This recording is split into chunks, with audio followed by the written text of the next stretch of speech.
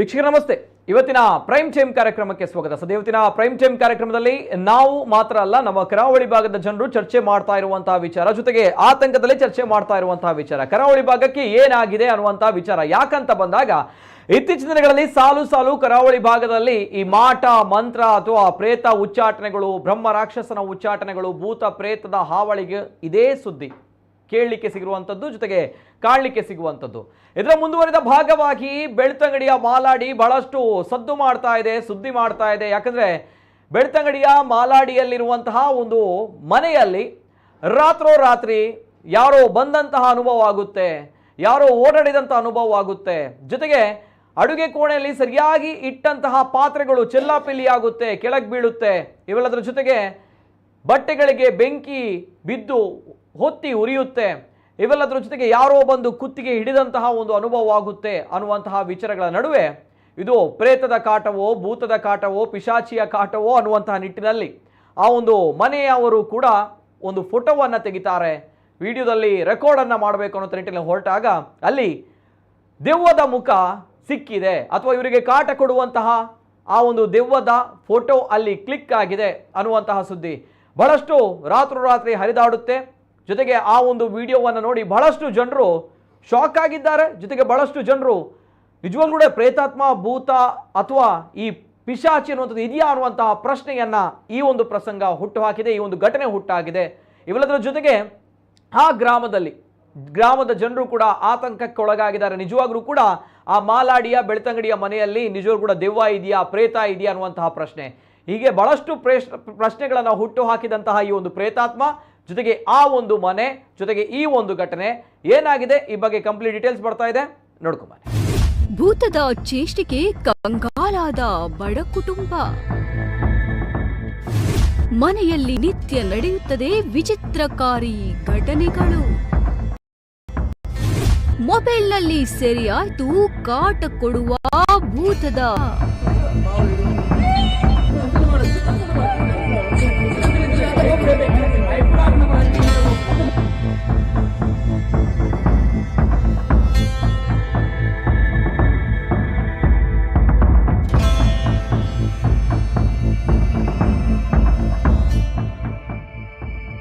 ಏಕಾಏಕಿ ಬೆಂಕಿ ತಗುಲಿ ಹೊತ್ತಿ ಉರಿಯುವ ಬಟ್ಟೆಗಳು, ಇದಕ್ಕಿದ್ದಂತೆ ಎಲ್ಲೆಂದರಲ್ಲಿ ಚೆಲ್ಲಾಪಿಲ್ಲಿ ಹಾಕುವ ಜೋಡಿಸಿಟ್ಟ ಅಡುಗೆ ಪಾತ್ರೆಗಳು. ಕತ್ತಲಾಗುತ್ತಿದ್ದಂತೆ ಮನೆಯಲ್ಲಿ ಇನ್ಯಾರೋ ಓಡಾಡಿದಂತೆ ಆಗುವ ಅನುಭವ. ಹೌದು, ಇಂತಹದ್ದು ಘಟನೆ ಮನೆಯೊಂದರಲ್ಲಿ ನಡೆಯುತ್ತಿದ್ದು ಕಳೆದ 3 ತಿಂಗಳಿನಿಂದ ಮನೆಯವರು ನಿದ್ರೆಯನ್ನೇ ಕಳೆದುಕೊಂಡಿದ್ದಾರೆ. ಬೆಳ್ತಂಗಡಿ ತಾಲೂಕಿನ ಮಾಲಾಡಿ ಗ್ರಾಮದ ಉಮೇಶ್ ಶೆಟ್ಟಿ ಎಂಬುವರ ಮನೆಯಲ್ಲಿ ಈ ರೀತಿಯ ಘಟನೆಗಳು ನಡೆಯುತ್ತಿವೆಯಂತೆ.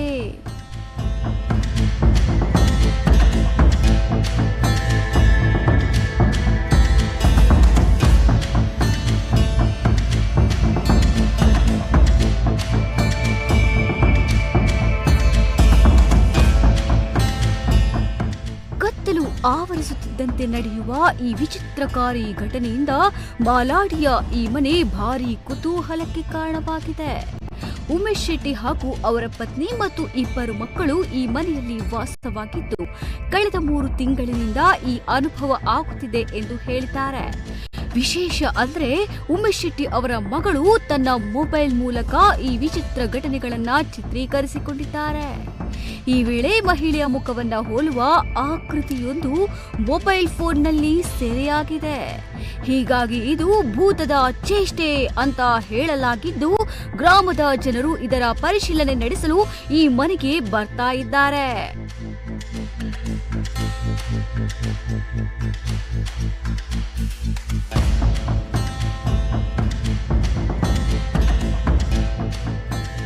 ಕೇವಲ ಮನೆಯವರಷ್ಟೇ ಇರುವಾಗ ಇಂತಹ ವಿಚಿತ್ರಕಾರಿ ಘಟನೆಗಳು ನಡೆದಿದೆ ಅನ್ನುವುದು ಇಲ್ಲಿ ಅನುಮಾನಕ್ಕೆ ಕಾರಣವಾಗಿದೆ. ಊರಿನ ಜನರು ಬಂದು ಇದರ ಸತ್ಯಾಸತ್ಯತೆ ತಿಳಿಯುವ ಪ್ರಯತ್ನ ನಡೆಸಿದ್ದಾರೆಯಾದರೂ ಯಾರಿಗೂ ಇಂತಹ ಅನುಭವ ಉಂಟಾಗಿಲ್ಲ. ಹಾಗಂತ ಉಮೇಶ್ ಅವರ ಪತ್ನಿಗೆ ಉಸಿರುಗಟ್ಟಿದಂತಹ ಅನುಭವ ಹೊರತುಪಡಿಸಿದ್ರೆ ಬೇರೆ ಏನೂ ಇಲ್ಲಿ ಕಂಡು ಬಂದಿಲ್ಲ. ಆದ್ರೆ ಅವರ ಉಸಿರುಗಟ್ಟುವಿಕೆಗೂ ಭೂತಕ್ಕೂ ಸಂಬಂಧ ಇದೆಯಾ ಅನ್ನೋದು ಕೂಡ ಖಚಿತವಾಗಿಲ್ಲ.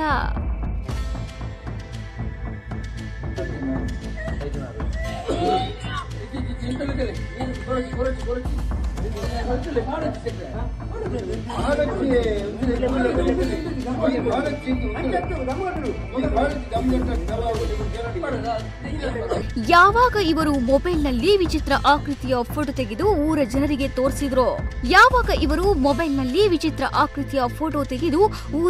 ತೋರಿಸಿದ್ರು ಆವಾಗಿನಿಂದ ಇಲ್ಲಿಗೆ ಪ್ರತಿನಿತ್ಯ ರಾತ್ರಿಯಾಗುತ್ತಿದ್ದಂತೆ ಜನರು ಬರಲು ಆರಂಭಿಸಿದ್ದಾರೆ.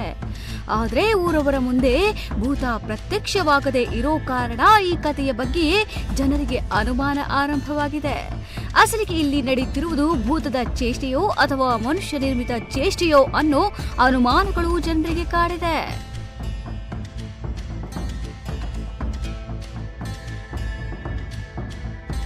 ಭಯದ ವಾತಾವರಣದಲ್ಲಿ ಕತ್ತಲಲ್ಲಿ ಮೊಬೈಲ್ ಹಿಡಿದು ಭೂತದ ಫೋಟೋ ಹೇಗೆ ತೆಗೆದರು ಎಂಬ ಪ್ರಶ್ನೆಗೆ ಇದುವರೆಗೂ ಉತ್ತರ ಸಿಕ್ಕಿಲ್ಲ. ಹಾಗಂತ ಈ ರೀತಿ ಭೂತ ಇದೆ ಅಂತ ಸುಳ್ಳು ಹೇಳುವುದರಿಂದಲೂ ಇವರಿಗೇನು ಸಿಗುತ್ತದೆ ಎಂಬ ಪ್ರಶ್ನೆ ಕೂಡ ಎದುರಾಗಿದೆ. ಈ ವಿಚಾರದಲ್ಲಿ ನೂರಾರು ಪ್ರಶ್ನೆಗಳು ಹುಟ್ಟಿಕೊಂಡಿದ್ದು ಭೂತದ ಹುಡುಕಾಟಕ್ಕೆ ಜನರು ಮುಂದಾಗಿದ್ದಾರೆ. ಕೆಲವರು ಇದು ಹೌದು ಅಂದ್ರೆ ಇನ್ನು ಕೆಲವರು ಇದು ಸುಳ್ಳು ಅಂದಿದ್ದು ಇದರ ಹಿಂದೆ ಏನೋ ಮಸಲತ್ತಿದೆ ಎಂದು ಅನುಮಾನ ವ್ಯಕ್ತಪಡಿಸಿದ್ದಾರೆ. ಆದ್ರೆ ಇದರ ಅಸಲ್ ಸತ್ಯ ಏನು ಅನ್ನೋ ಬಗ್ಗೆ ಈ ಮನೆಯವರ ಕೌನ್ಸಿಲಿಂಗ್ ಮಾಡಿದ್ರೆ ಗೊತ್ತಾಗಬಹುದು ಅನ್ನೋದು ಹಲವರ ಅಭಿಪ್ರಾಯ. Bureau report, Namma Kudla 24/7.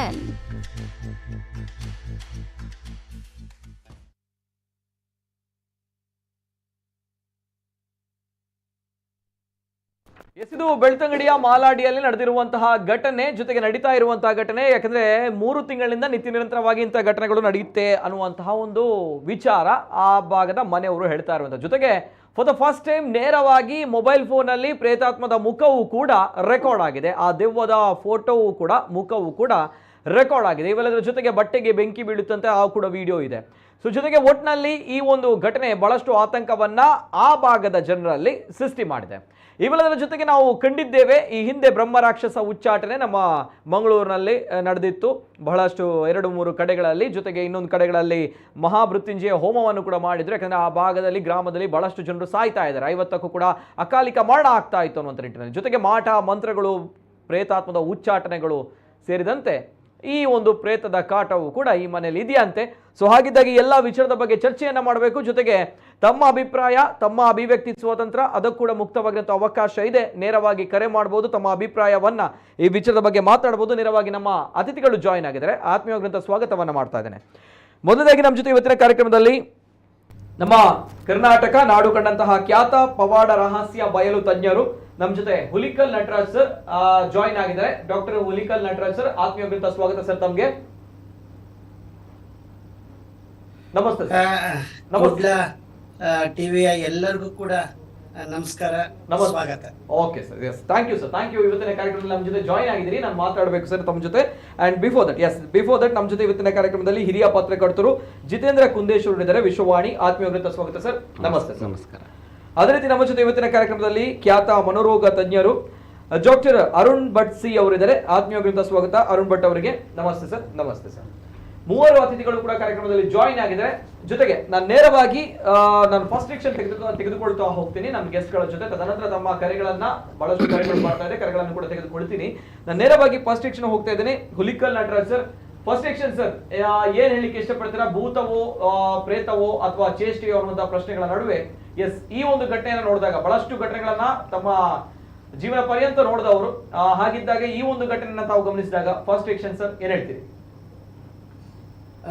ಪ್ರಪ್ರಥಮವಾಗಿ ಈ ಚಾನೆಲ್ ನೋಡ್ತಾ ಇರ್ತಕ್ಕಂಥ ಪ್ರತಿಯೊಬ್ಬರಿಗೂ ಕೂಡ ನಮಸ್ಕಾರ.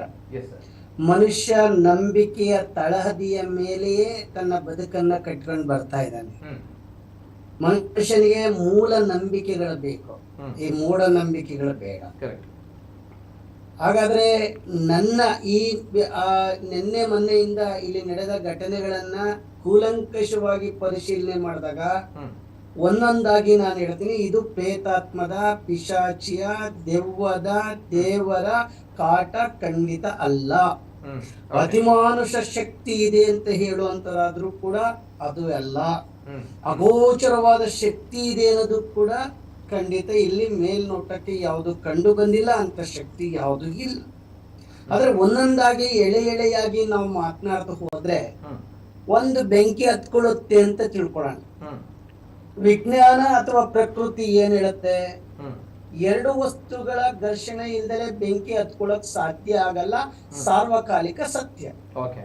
ಹಾಗಾದ್ರೆ ಬೆಂಕಿ ಹತ್ಕೊಂಡಿದೆಯಲ್ಲ, ಯಾರು ಇರ್ಲಿಲ್ವಲ್ಲ? ಇಲ್ಲ ಅಷ್ಟೇ ಕಂತೆ. ಇವತ್ತು ಸೈನ್ಸ್ ಟೆಕ್ನಾಲಜಿ ಬಹಳಷ್ಟು ಫಾಸ್ಟ್ ಇದೆ, ಸೆಕೆಂಡ್ಗೆ ಅಪ್ಡೇಟೆಡ್ ಆಗ್ತಾ ಇದೆ. ಇಂಥ ಕಾಲದಲ್ಲೂ ಕೂಡ ನಮ್ಮ ಮನಸ್ಸು ಈ ದೆವ್ವ, ಪ್ರೇತಾತ್ಮ, ಅಗೋಚರ, ವಿಸ್ಮಯ ಇವೆಲ್ಲ ಮಾತುಗಳನ್ನ ಕೇಳ್ತೀವಲ್ಲ, ಆ ಕೇಳುವ ಸನ್ನಿವೇಶದಲ್ಲಿಯೇ ವೀಕ್ ಮೈಂಡ್ ಅನ್ನೋದೇನಿದೆ ಇಲ್ಲಿ ಕೆಲಸ ಮಾಡ್ತಾ ಹೋಗ್ತಾ ಇದೆ. ಇಲ್ಲಿ ಬೆಂಕಿ ನಿಜವಾಗ್ಲೂ ನಾವು ಒಂದು CCTV ಇಟ್ಟು ನೋಡಿದ್ರೆ, ಪರೀಕ್ಷೆ ಮಾಡಿದ್ರೆ ಖಂಡಿತ ಅಲ್ಲಿ ಸಾಧ್ಯ ಆಗಲ್ಲ. ಇಲ್ಲಿ ಸೈಕೋಸಿಸ್ ಪ್ರಾಬ್ಲಮ್ ಇದೆ ಅಂತ ನನ್ನ ಪ್ರಕಾರ ಖಂಡಿತ ಆ ಮನೆಯಲ್ಲಿ ಒಂದು ಸೈಕೋ ಪ್ರಾಬ್ಲಮ್ ಇದೆ, ಅದು ಮಾಸ್ ಹಿಸ್ಟೀರಿಯಾ ಇದೆ. ಇವೆಲ್ಲವನ್ನು ಕೂಲಂಕುಷವಾಗಿ ನಾನು ನಿಮ್ಮ ಮುಂದೆ ಹೇಳ್ತಾ ಹೋಗ್ತೇನೆ. ಅಲ್ಲಿ ಹಚ್ಕೊಂಡಿದ್ದು ಹೇಗೆ?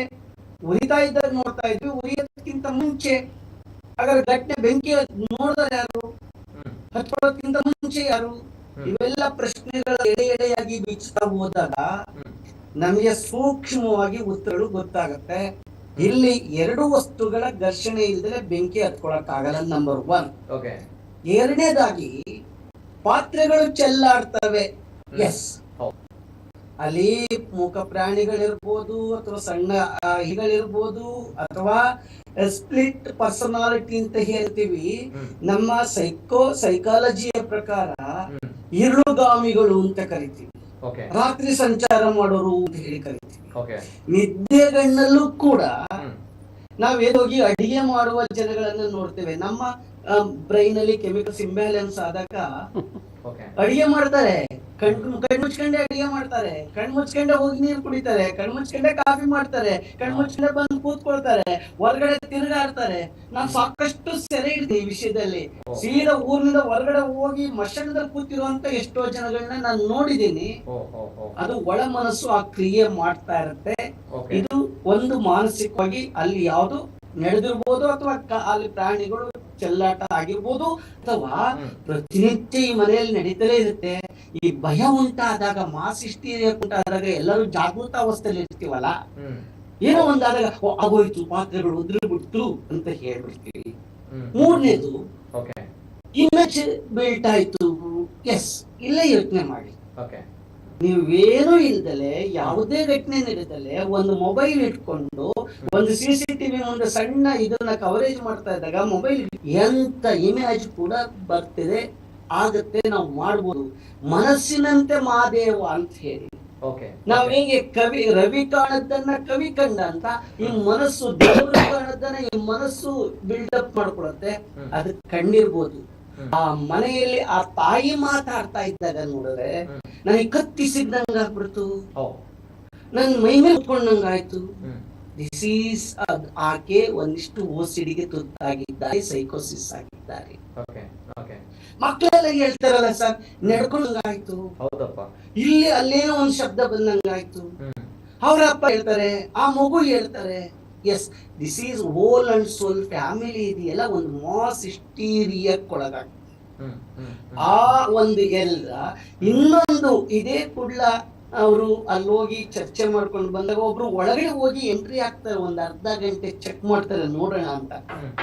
ಅವ್ರಿಗೇನು ಕಾಣಿಸ್ಲಿಲ್ವಲ್ಲ, ಅಲ್ಲೇನು ವ್ಯತ್ಯಾಸ ಆಗ್ಲಿಲ್ವಲ್ಲ.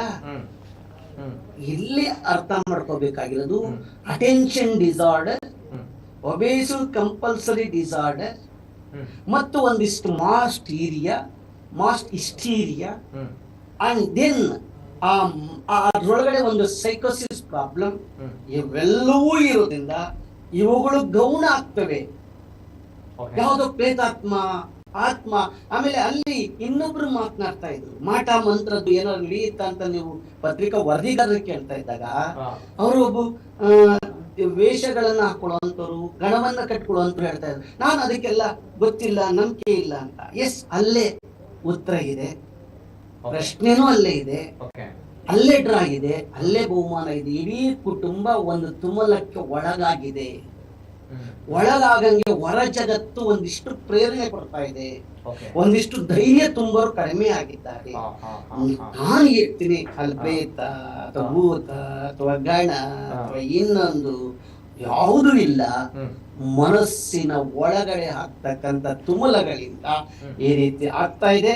ಆ ಕುಟುಂಬಕ್ಕೆ ಒಂದಿಷ್ಟು ಸಾಂತ್ವನ ಕೊಟ್ರೆ, ನೆಮ್ಮದಿಯನ್ನ ಕೊಟ್ರೆ, ಆಪ್ತ ಸಮಾಲೋಚನೆ ಮಾಡಿದ್ರೆ, ದೈಹಿಕವಾಗಿ, ಮಾನಸಿಕವಾಗಿ, ಕೌಟುಂಬಿಕವಾಗಿ, ಆರ್ಥಿಕವಾಗಿ ಸಬಲರಾದ್ರೆ ಆ ಕುಟುಂಬ ಚೆನ್ನಾಗಿರುತ್ತೆ ಅಂತ ನನ್ನ ಅಭಿಪ್ರಾಯ. ನನಗೆ ಈಗಾಗಲೇ 3 ದಿವಸದ ಮುಂಚೆ ಫೋನ್ ಮಾಡಿದ್ರು. ನಾನು ಹೇಳಿದೆ ಬರ್ತೀನಿ, ಖಂಡಿತ ನಿಮ್ ಜೊತೆ ನಾನು ಇರ್ತೀನಿ, ನಾನು ಮಾತನಾಡ್ತೀನಿ ಅಂತ ಎಲ್ಲವನ್ನೂ ಕೂಡ ಎಳೆಯಾಗಿ ಹೇಳಿದ್ದೀನಿ. ಸ್ನೇಹಿತರೆ, ಬಂದು ಮಾತನಾಡ್ತೀನಿ. ಅಲ್ಲೊಂದು ದುರ್ಬಲ ಮನಸ್ಸಿನ, ಭಯದ ಮನಸ್ಸಿನ ಕ್ರಿಯೆ ಇದೆ. ಅಲ್ಲಿ ನೆಗೆಟಿವ್ ಪಾಸಿಟಿವ್ ಅನ್ನೋದು ಏನಿಲ್ಲ.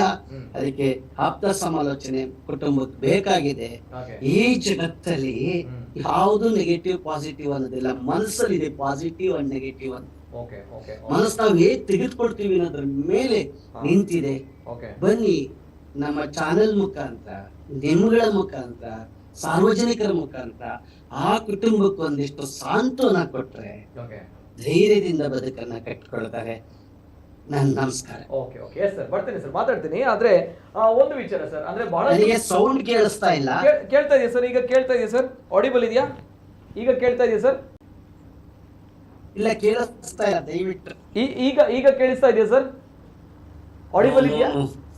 ಆಡಿಬಲ್ ಇದೆಯಾ ಸರ್? ಓಕೆ, ದಯಮಾಡಿ. ಕ್ಲಾರಿಟಿ ಇಲ್ಲ, ನನಗೆ ಒಂದಿಷ್ಟು ಬೇಜಾರು ಮಾಡ್ಕೋಬೇಡಿ. ಓಕೆ, ಕೇಳಿಸ್ತಾ ಇಲ್ವಾ ಸರ್? ಹಾಗಿದ್ರೆ ಈಗ ಕೇಳ್ತಾ ಇದೆಯಾ? ಇನ್ನೊಂದು ಸ್ವಲ್ಪ ಸೌಂಡ್ ಕೊಡಿ. ಈಗ ಕೇಳ್ತಾ ಇದೆಯಾ ಸರ್? ಕೇಳಿಸ್ತಾ ಇದೆಯಲ್ಲ ಸರ್? ಈಗ ಆಡಿಬಲ್ ಇದೆಯಾ ಸರ್? ಆಡಿಬಲ್ ಇದೆಯಾ ಈಗ? ಇಲ್ಲ, ಅಷ್ಟೇ ಕ್ಲಾರಿಟಿ ಇಲ್ಲ ಅಂತ. ಓಕೆ, ಈಗ ಕೇಳ್ತಾ ಇದೆಯಾ? ಓಕೆ, ನೆಟ್ವರ್ಕ್ ಇಶ್ಯೂ ಇರ್ಬೋದು ಸರ್. ಸ್ವಲ್ಪ ನಮ್ಮ ಟೆಕ್ನಿಕಲ್ ಟೀಮ್ ನೋಡಿ. ಅಂಡ್ ವಿತ್ ಇಯರ್ಫೋನ್ ಆಡಿಬಲ್ ಇರ್ಬೋದು ಬಹುಶಃ. ಎಸ್ ಸರ್, ಬರ್ತೇನೆ ಸರ್, ದಯಮಾಡಿ ಬರ್ತೇನೆ. Yes sir, Jitendra Kundeshwar sir, first reaction sir ಈ ಒಂದು ಘಟನೆ ನೋಡಿದಾಗ. ಎಸ್, ಈ ನಮ್ಮ ನಂಬಿಕೆಗಳು, ಮೂಢನಂಬಿಕೆಗಳು ಅಂತ ಹೇಳಿದರು. ಇಲ್ಲಿ ಪ್ರೇತ ಬಾಧೆ, ಆಮೇಲೆ ಪ್ರೇತಾತ್ಮ, ದೈವ, ಭೂತ, ಇದೆಲ್ಲವೂ ನಂಬಿಕೆ ಮತ್ತು ಮೂಲ ನಂಬಿಕೆಗಳ ನಡುವೆ ಮಿಕ್ಸಪ್ ಆಗಿದೆ. ಈಗ ಸಾಂಸ್ಕೃತಿಕವಾಗಿ, ಧಾರ್ಮಿಕವಾಗಿ ಏನೆಲ್ಲ ಆ ನಂಬಿಕೆಗಳೆಲ್ಲ ಇದೆಯೋ ಅದನ್ನು ನಾವು ಪ್ರಶ್ನೆ ಮಾಡಲಿಕ್ಕೆ ಹೋಗುವುದಿಲ್ಲ. ಅಲ್ಲಿಗೊಂದು ಜನಪದದಿಂದ ಬಂದಂತಹ ಒಂದು ನಂಬಿಕೆ, ಮೂಲ ನಂಬಿಕೆ ಅಡಿಯಲ್ಲಿ ಅದು ಜತೆಯಾಗಿ ಸೇರಿಕೊಂಡಿರುವುದರಿಂದ ಅದನ್ನು ನಾವು ಪ್ರಶ್ನೆ ಮಾಡೋದು. ಅದರ ಚೌಕಟ್ಟಿನಲ್ಲಿ ಅದು ನಡೀತಾ ಇದ್ರೆ ನಾವು ಅದನ್ನು ಯಾವತ್ತೂ ಪ್ರಶ್ನೆ ಮಾಡೋದಿಲ್ಲ. ಕಾನೂನಿನ ಇದರಲ್ಲಿ ಸಮಸ್ಯೆಗಳಾದಾಗ, ಕಾನೂನಿನ ಜೊತೆ ಸಂಘರ್ಷ ಉಂಟಾದ ನಂಬಿಕೆಗಳು ಆಗ ಮಾತ್ರ ಪ್ರಶ್ನೆಗೆ ಅರ್ಥ ಆಗ್ತದೆ. ಬಟ್ ಇದನ್ನು ಈ ವಿಚಾರಗಳನ್ನು ನೋಡುವಾಗ ಇದು ಸಂಪೂರ್ಣವಾಗಿ ನನಗೆ ಅನಿಸುವಂಥದ್ದು, ಅಲ್ಲೇನೋ ಒಂದು ಸಮಸ್ಯೆ ಇದೆ. ಆ ಸಮಸ್ಯೆ ಆಪ್ತಮಿತ್ರ ಇದರಲ್ಲಿ ನೋಡಿದ್ರೆ ಅಂದ್ರೆ ಇಲ್ಲೂ ಏನೋ ಒಂದು ಸಮಸ್ಯೆ ಇದೆ. ಯಾಕೆ ಹೇಳಿದ್ರೆ ಒಂದು ಏನು ಹೇಳಿದ್ರೆ ಒಂದು ಸ್ತುಪ್ತ ಮನಸ್ಸಿನ ಒಳಗಡೆ ಆಗ್ತಾ ಇರುವಂತ ವಿಚಾರಗಳು ಕೆಲವೊಮ್ಮೆ ಆ ವ್ಯಕ್ತಿಗೆ ಗೊತ್ತಿರುವುದಿಲ್ಲ. ಒಳಗಿನ ಮನಸ್ಸಿನ ಅವರು ಹೇಳಿದಾಗೆ ನಿದ್ದೆಯಲ್ಲಿ ನಡೆಯುವಂತ ಇದು ಕೆಲವೊಮ್ಮೆ ಆ ತರ ಮಾಡಿದ್ದೇನೆ ಎನ್ನುವಂಥ ಸುಪ್ತ ಮನಸ್ಸಿನ ಒಳಗೆ ಇರುವಂತ ವಿಚಾರ ಅವ್ರಿಗೆ ಗೊತ್ತಿರೋದು. ಹಾಗೆ ಕೆಲವೊಮ್ಮೆ ಸುಳ್ಳು ಪತ್ತೆ ಪರೀಕ್ಷೆಯಲ್ಲೂ ಕೆಲವೊಮ್ಮೆ ಸಿಕ್ಕಾಕೊಳ್ಳುವುದಿಲ್ಲ ಅವರು, ಅಷ್ಟು ಧೈರ್ಯವಾಗಿರ್ತಾರೆ. ಆದರೆ ಬಟ್ ಇದು ನನಗೆ ಆ ಮೊಬೈಲ್ ಫೋಟೋ ಇತ್ಯಾದಿಗಳನ್ನೆಲ್ಲ ನೋಡುವಾಗ ಇದೇನೋ ಸ್ವಲ್ಪ ಅದರಲ್ಲೊಂದು ಬಾಹ್ಯ ಮನಸ್ಸಿಗೆ ಗೊತ್ತಿರುವಂಥ ವಿಚಾರಗಳು ಇರ್ಬೋದು ಎನ್ನುವಂಥ ಸಂಶಯ ಕೂಡ ಬರ್ತದೆ. ಹಾಗಾಗಿ ಇಂತಹ ಒಂದು ಪ್ರಕರಣಗಳು ನಡೆದಾಗ ಅದರ ಹಿಂದೆ ಒಂದು ವಿಶಿಷ್ಟವಾದಂಥ ಒಂದು ಕಥೆ ಇರ್ತದೆ. ಅವರ ಕುಟುಂಬಕ್ಕೋ ಇಂಡಿವಿಜುವಲ್ ಮಾಡಿದರೆ ಆ ವ್ಯಕ್ತಿಗೋ ಏನಾದರೂ ಒಂದು ಸಮಸ್ಯೆಗಳು ಅವರಿಗೆ ಆ ಪರಿಸರದಲ್ಲೋ ಅವರಿಗೆ ಏನಾಗಿರ್ತದೆ.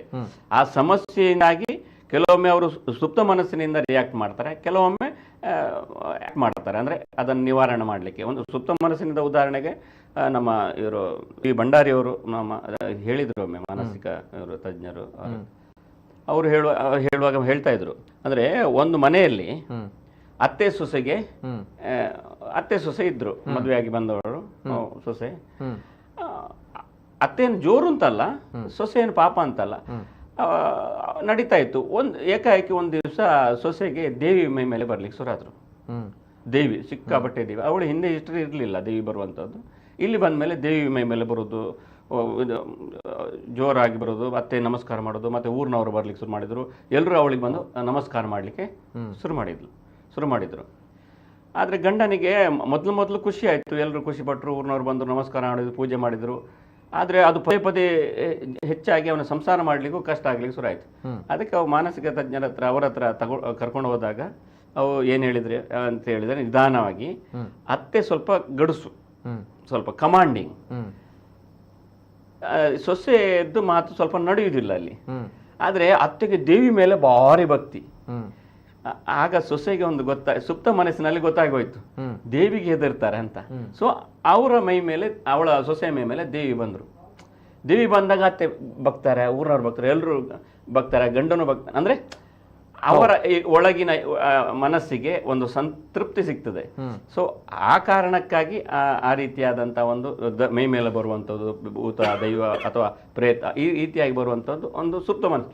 ಇನ್ನೊಂದು ಕಡೆಗಳಲ್ಲಿ ಅದು ಏನು ಶಾಲೆಯಲ್ಲಿ ಮಾರ್ಕ್ ಕಮ್ಮಿ ಬಂದರೆ, ಫೇಲ್ ಆದರೆ, ಇಂಥದ್ದು ತುಂಬ ನಾನು ಆರ್ಟಿಕಲ್ಗಳನ್ನು ನಾನು ಮೊದಲೇ ವಿಜಯ ಕರ್ನಾಟಕದಲ್ಲಿ ಅದನ್ನೆಲ್ಲ ಮಾಡಿದ್ದೇನೆ. ಓಕೆ, ಒಂದು ಸರ್ ಒಂದು ಇಂಟರಪ್ಟ್ ಮಾಡ್ತೇನೆ, sorry for that. But still ಒಂದು ಕರೆ ಬಂದಿದೆ.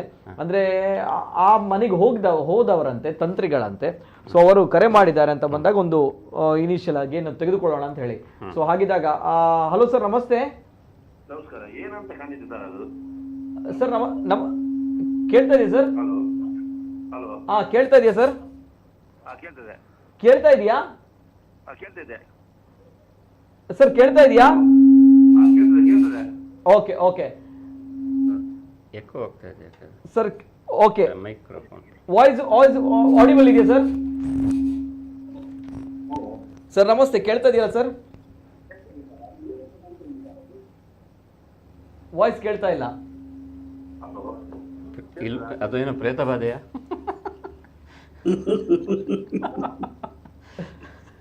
ಸರ್ ಕೇಳ್ತಾ ಇದೆಯಾ?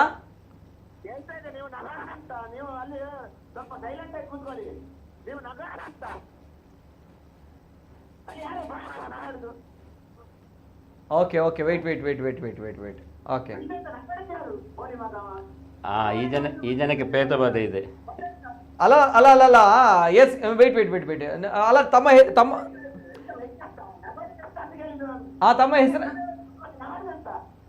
ಹೆಸರೇನು? ಅವ್ರು ಹೇಳಿದ್ರಲ್ಲ ಹೆಸರು, ಬೋಳಿ ಮಗ ಅಂತ ಏನೋ ಹೇಳಿದ್ರಲ್ಲ, ಅಡ್ರೆಸ್ ಹೇಳಿದ್ದಾರೆ ಅವ್ರದ್ದು. ಸರ್ ವೇಟ್, ತಮ್ಮ ಹೆಸರೇನು? ಎಲ್ಲಿ ಅವರು ತಾವು? ಅವರ ಊರಿನವರು. ಓಕೆ, ಆ ಒಂದು ಕಾರಣಕ್ಕೋಸ್ಕರ ತಮ್ಮ ಕಾಲ್ ಕನೆಕ್ಟ್ ಮಾಡಿದ್ವಿ ನಾವು ಅಷ್ಟೇ. ಓಕೆ, ತಮ್ಮ ಹೆಸರೇನು ಈಗ? ಅಜಿತ್. ಎಲ್ಲಿ ಅವರು?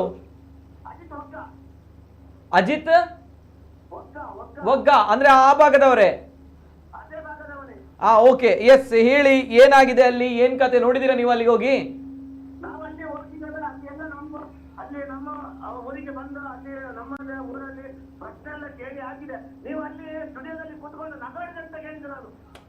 ಅಲ್ರಿ ನೋಡಿ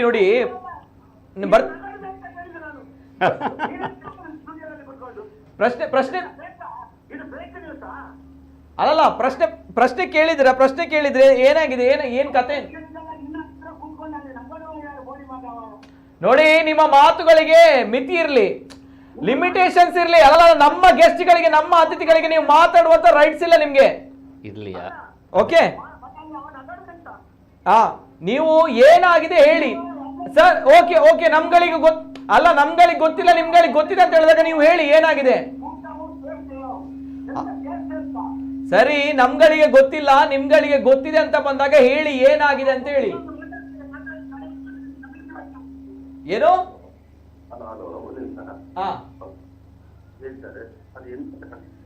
ಸರ್ ನಮಸ್ತೆ. ನೀವು ಬೇರೆ, ಅವರು ಬೇರೆ ಅಲ್ವಾ ಈಗ?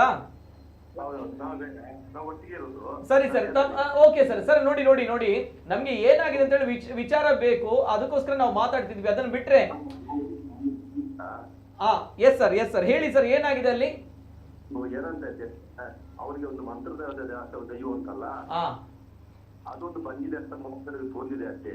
ಮತ್ತೆ ಅವರ ಮನೆ ಹತ್ತಿರ ಮತ್ತೆ ಅವರ ಬೇರೆ ಅವರಿಗೆ ಬೇರೆ ವಿರೋಧ ಪಾರ್ಟಿ ಅಂತ ಇದ್ದಾರಲ್ಲ, ವಿರೋಧ ಪಾರ್ಟಿ ಅಂತ ಹೇಳಿದ್ರೆ ಅಲ್ಲಿ ಅವ್ರಿಗೆ ಬೇಡದೆಲ್ಲ ಮಾಡಿದ್ದಾರೆ ಅವರಿಗೆ. ಯಾಕೆಂದ್ರೆ ಅವರು ಅಲ್ಲಿ ಮನೆ ಬಿಟ್ಟು ಹೋಗ್ಬೇಕಂತ ಕೆಲವೆಲ್ಲ ಮಾಡಿದ್ದಾರೆ ಉಂಟು ಅದರಲ್ಲಿ. ನಾವು ಅದರಲ್ಲಿ ಒಂದು ಬೇತನ ಬಾಧ್ಯ ಸಹ ಇರ್ಲಿಕ್ಕೆ ಸಾಧ್ಯ ಉಂಟು. ಇನ್ನೊಂದು ಹೇಗೆಂದ್ರೆ ಅಲ್ಲಿ ಜನರು ಬೇಕಾಗಿ ಮಾಡ್ಲಿಕ್ಕೆ ಸಾಧ್ಯ ಉಂಟು. ಎರಡು ಸಹ ಟೈಪ್ ಉಂಟಲ್ಲಿ. ಯಾಕಂದ್ರೆ ಅವರನ್ನು ಬಿಟ್ಟು ಹೋಗ್ಬೇಕಂತ. ಯಾಕಂದ್ರೆ ಅವ್ರಿಗೆ ಸುಖ ಇಲ್ಲದೆ ಅಂತ ಅದರ ಒಂದೂರ ಎದುರಿಸ್ತಾ ಇದ್ದು ಒಂದು ಬಿದ್ದೆ ಬೆಳೆದಾಗೆ ಎಲ್ಲರೂ ದುಡ್ಡು ತೆಗೆದುಕೊಂಡು ಖರ್ಚು ಮಾಡ್ತಾ ಇದ್ದಾರೆ ಅವರು. ಗ್ರಾಮದ ದೈವದ ಹತ್ರ ಕೇಳ್ಕೊಂಡಿದ್ದಾರೆ. ಕೊಡಮಣ್ಣ ಅಂತ ಹೇಳಿ ಗ್ರಾಮದ ದೈವ ಉಂಟು. ಆ ದೈವ ಅಪ್ಪನ ತೆಗೆದುಕೊಂಡು ಪ್ರಸಾದ ತೆಗೆದುಕೊಂಡಿದ್ದಾರೆ ಅವರು.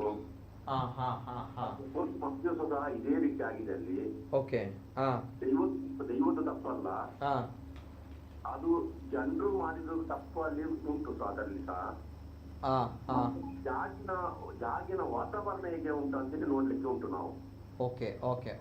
ಯಾಕೆಂದ್ರೆ ಜಾಗ ಅಲ್ಲಿ ನಿಮ್ಗೆ ಕೆಲವು ಹಲವಾರು ಜಾಗ ಕೆಟ್ಟ ಜಾಗ ಅಂತ ಇದ್ರೆ ಕೆಲವು ಹಾಗೆ ಇರ್ತದೆ, ನಿಮ್ಗೆ ಹೇಳ್ಲಿಕ್ಕೆ ಆಗುದಿಲ್ಲ. ಹೌದಲ್ಲ? ಒಂದು ಹಾಗೆ ಇರ್ತದೆ. ಇನ್ನೊಂದು ಏನಂತ ಹೇಳಿದ್ರೆ ಅವ್ರಿಗೆ ಬೇಡದವರು ಮಾಡುವಾಗ ಹೇಗೆ ಮಾಡಿಬಿಟ್ಟಿದ್ದಾರೆ ಅಂತ ಹೇಳಿ ಗೊತ್ತಾಗುದಿಲ್ಲ. ಯಾಕೆಂದ್ರೆ ಸಂಸಾರ ಅಂತ ನಿಮ್ಗೆ ಕೆಲವರು ಹೌದಲ್ಲ? ಇವ್ರು ಮಾತಾಡುವರು ಯಾರು? ದೇವರ ಫಾಲ್ಟ್, ದೈವದ ಫಾಲ್ಟ್ ಅಲ್ಲ. ಅಲ್ಲ, ಇವ್ರು ಮಾತಾಡೋದು ಯಾರು? ಸರ್ ತಮ್ಮ ಹೆಸರು ಸರ್? ನಮ್ಮ ಮನೆ ಹತ್ತಿರದವ್ರೆ. ನಾನು ನಿಮ್ಮ ಮನೆ ಹತ್ರ ಇರುವಂತದ್ದು.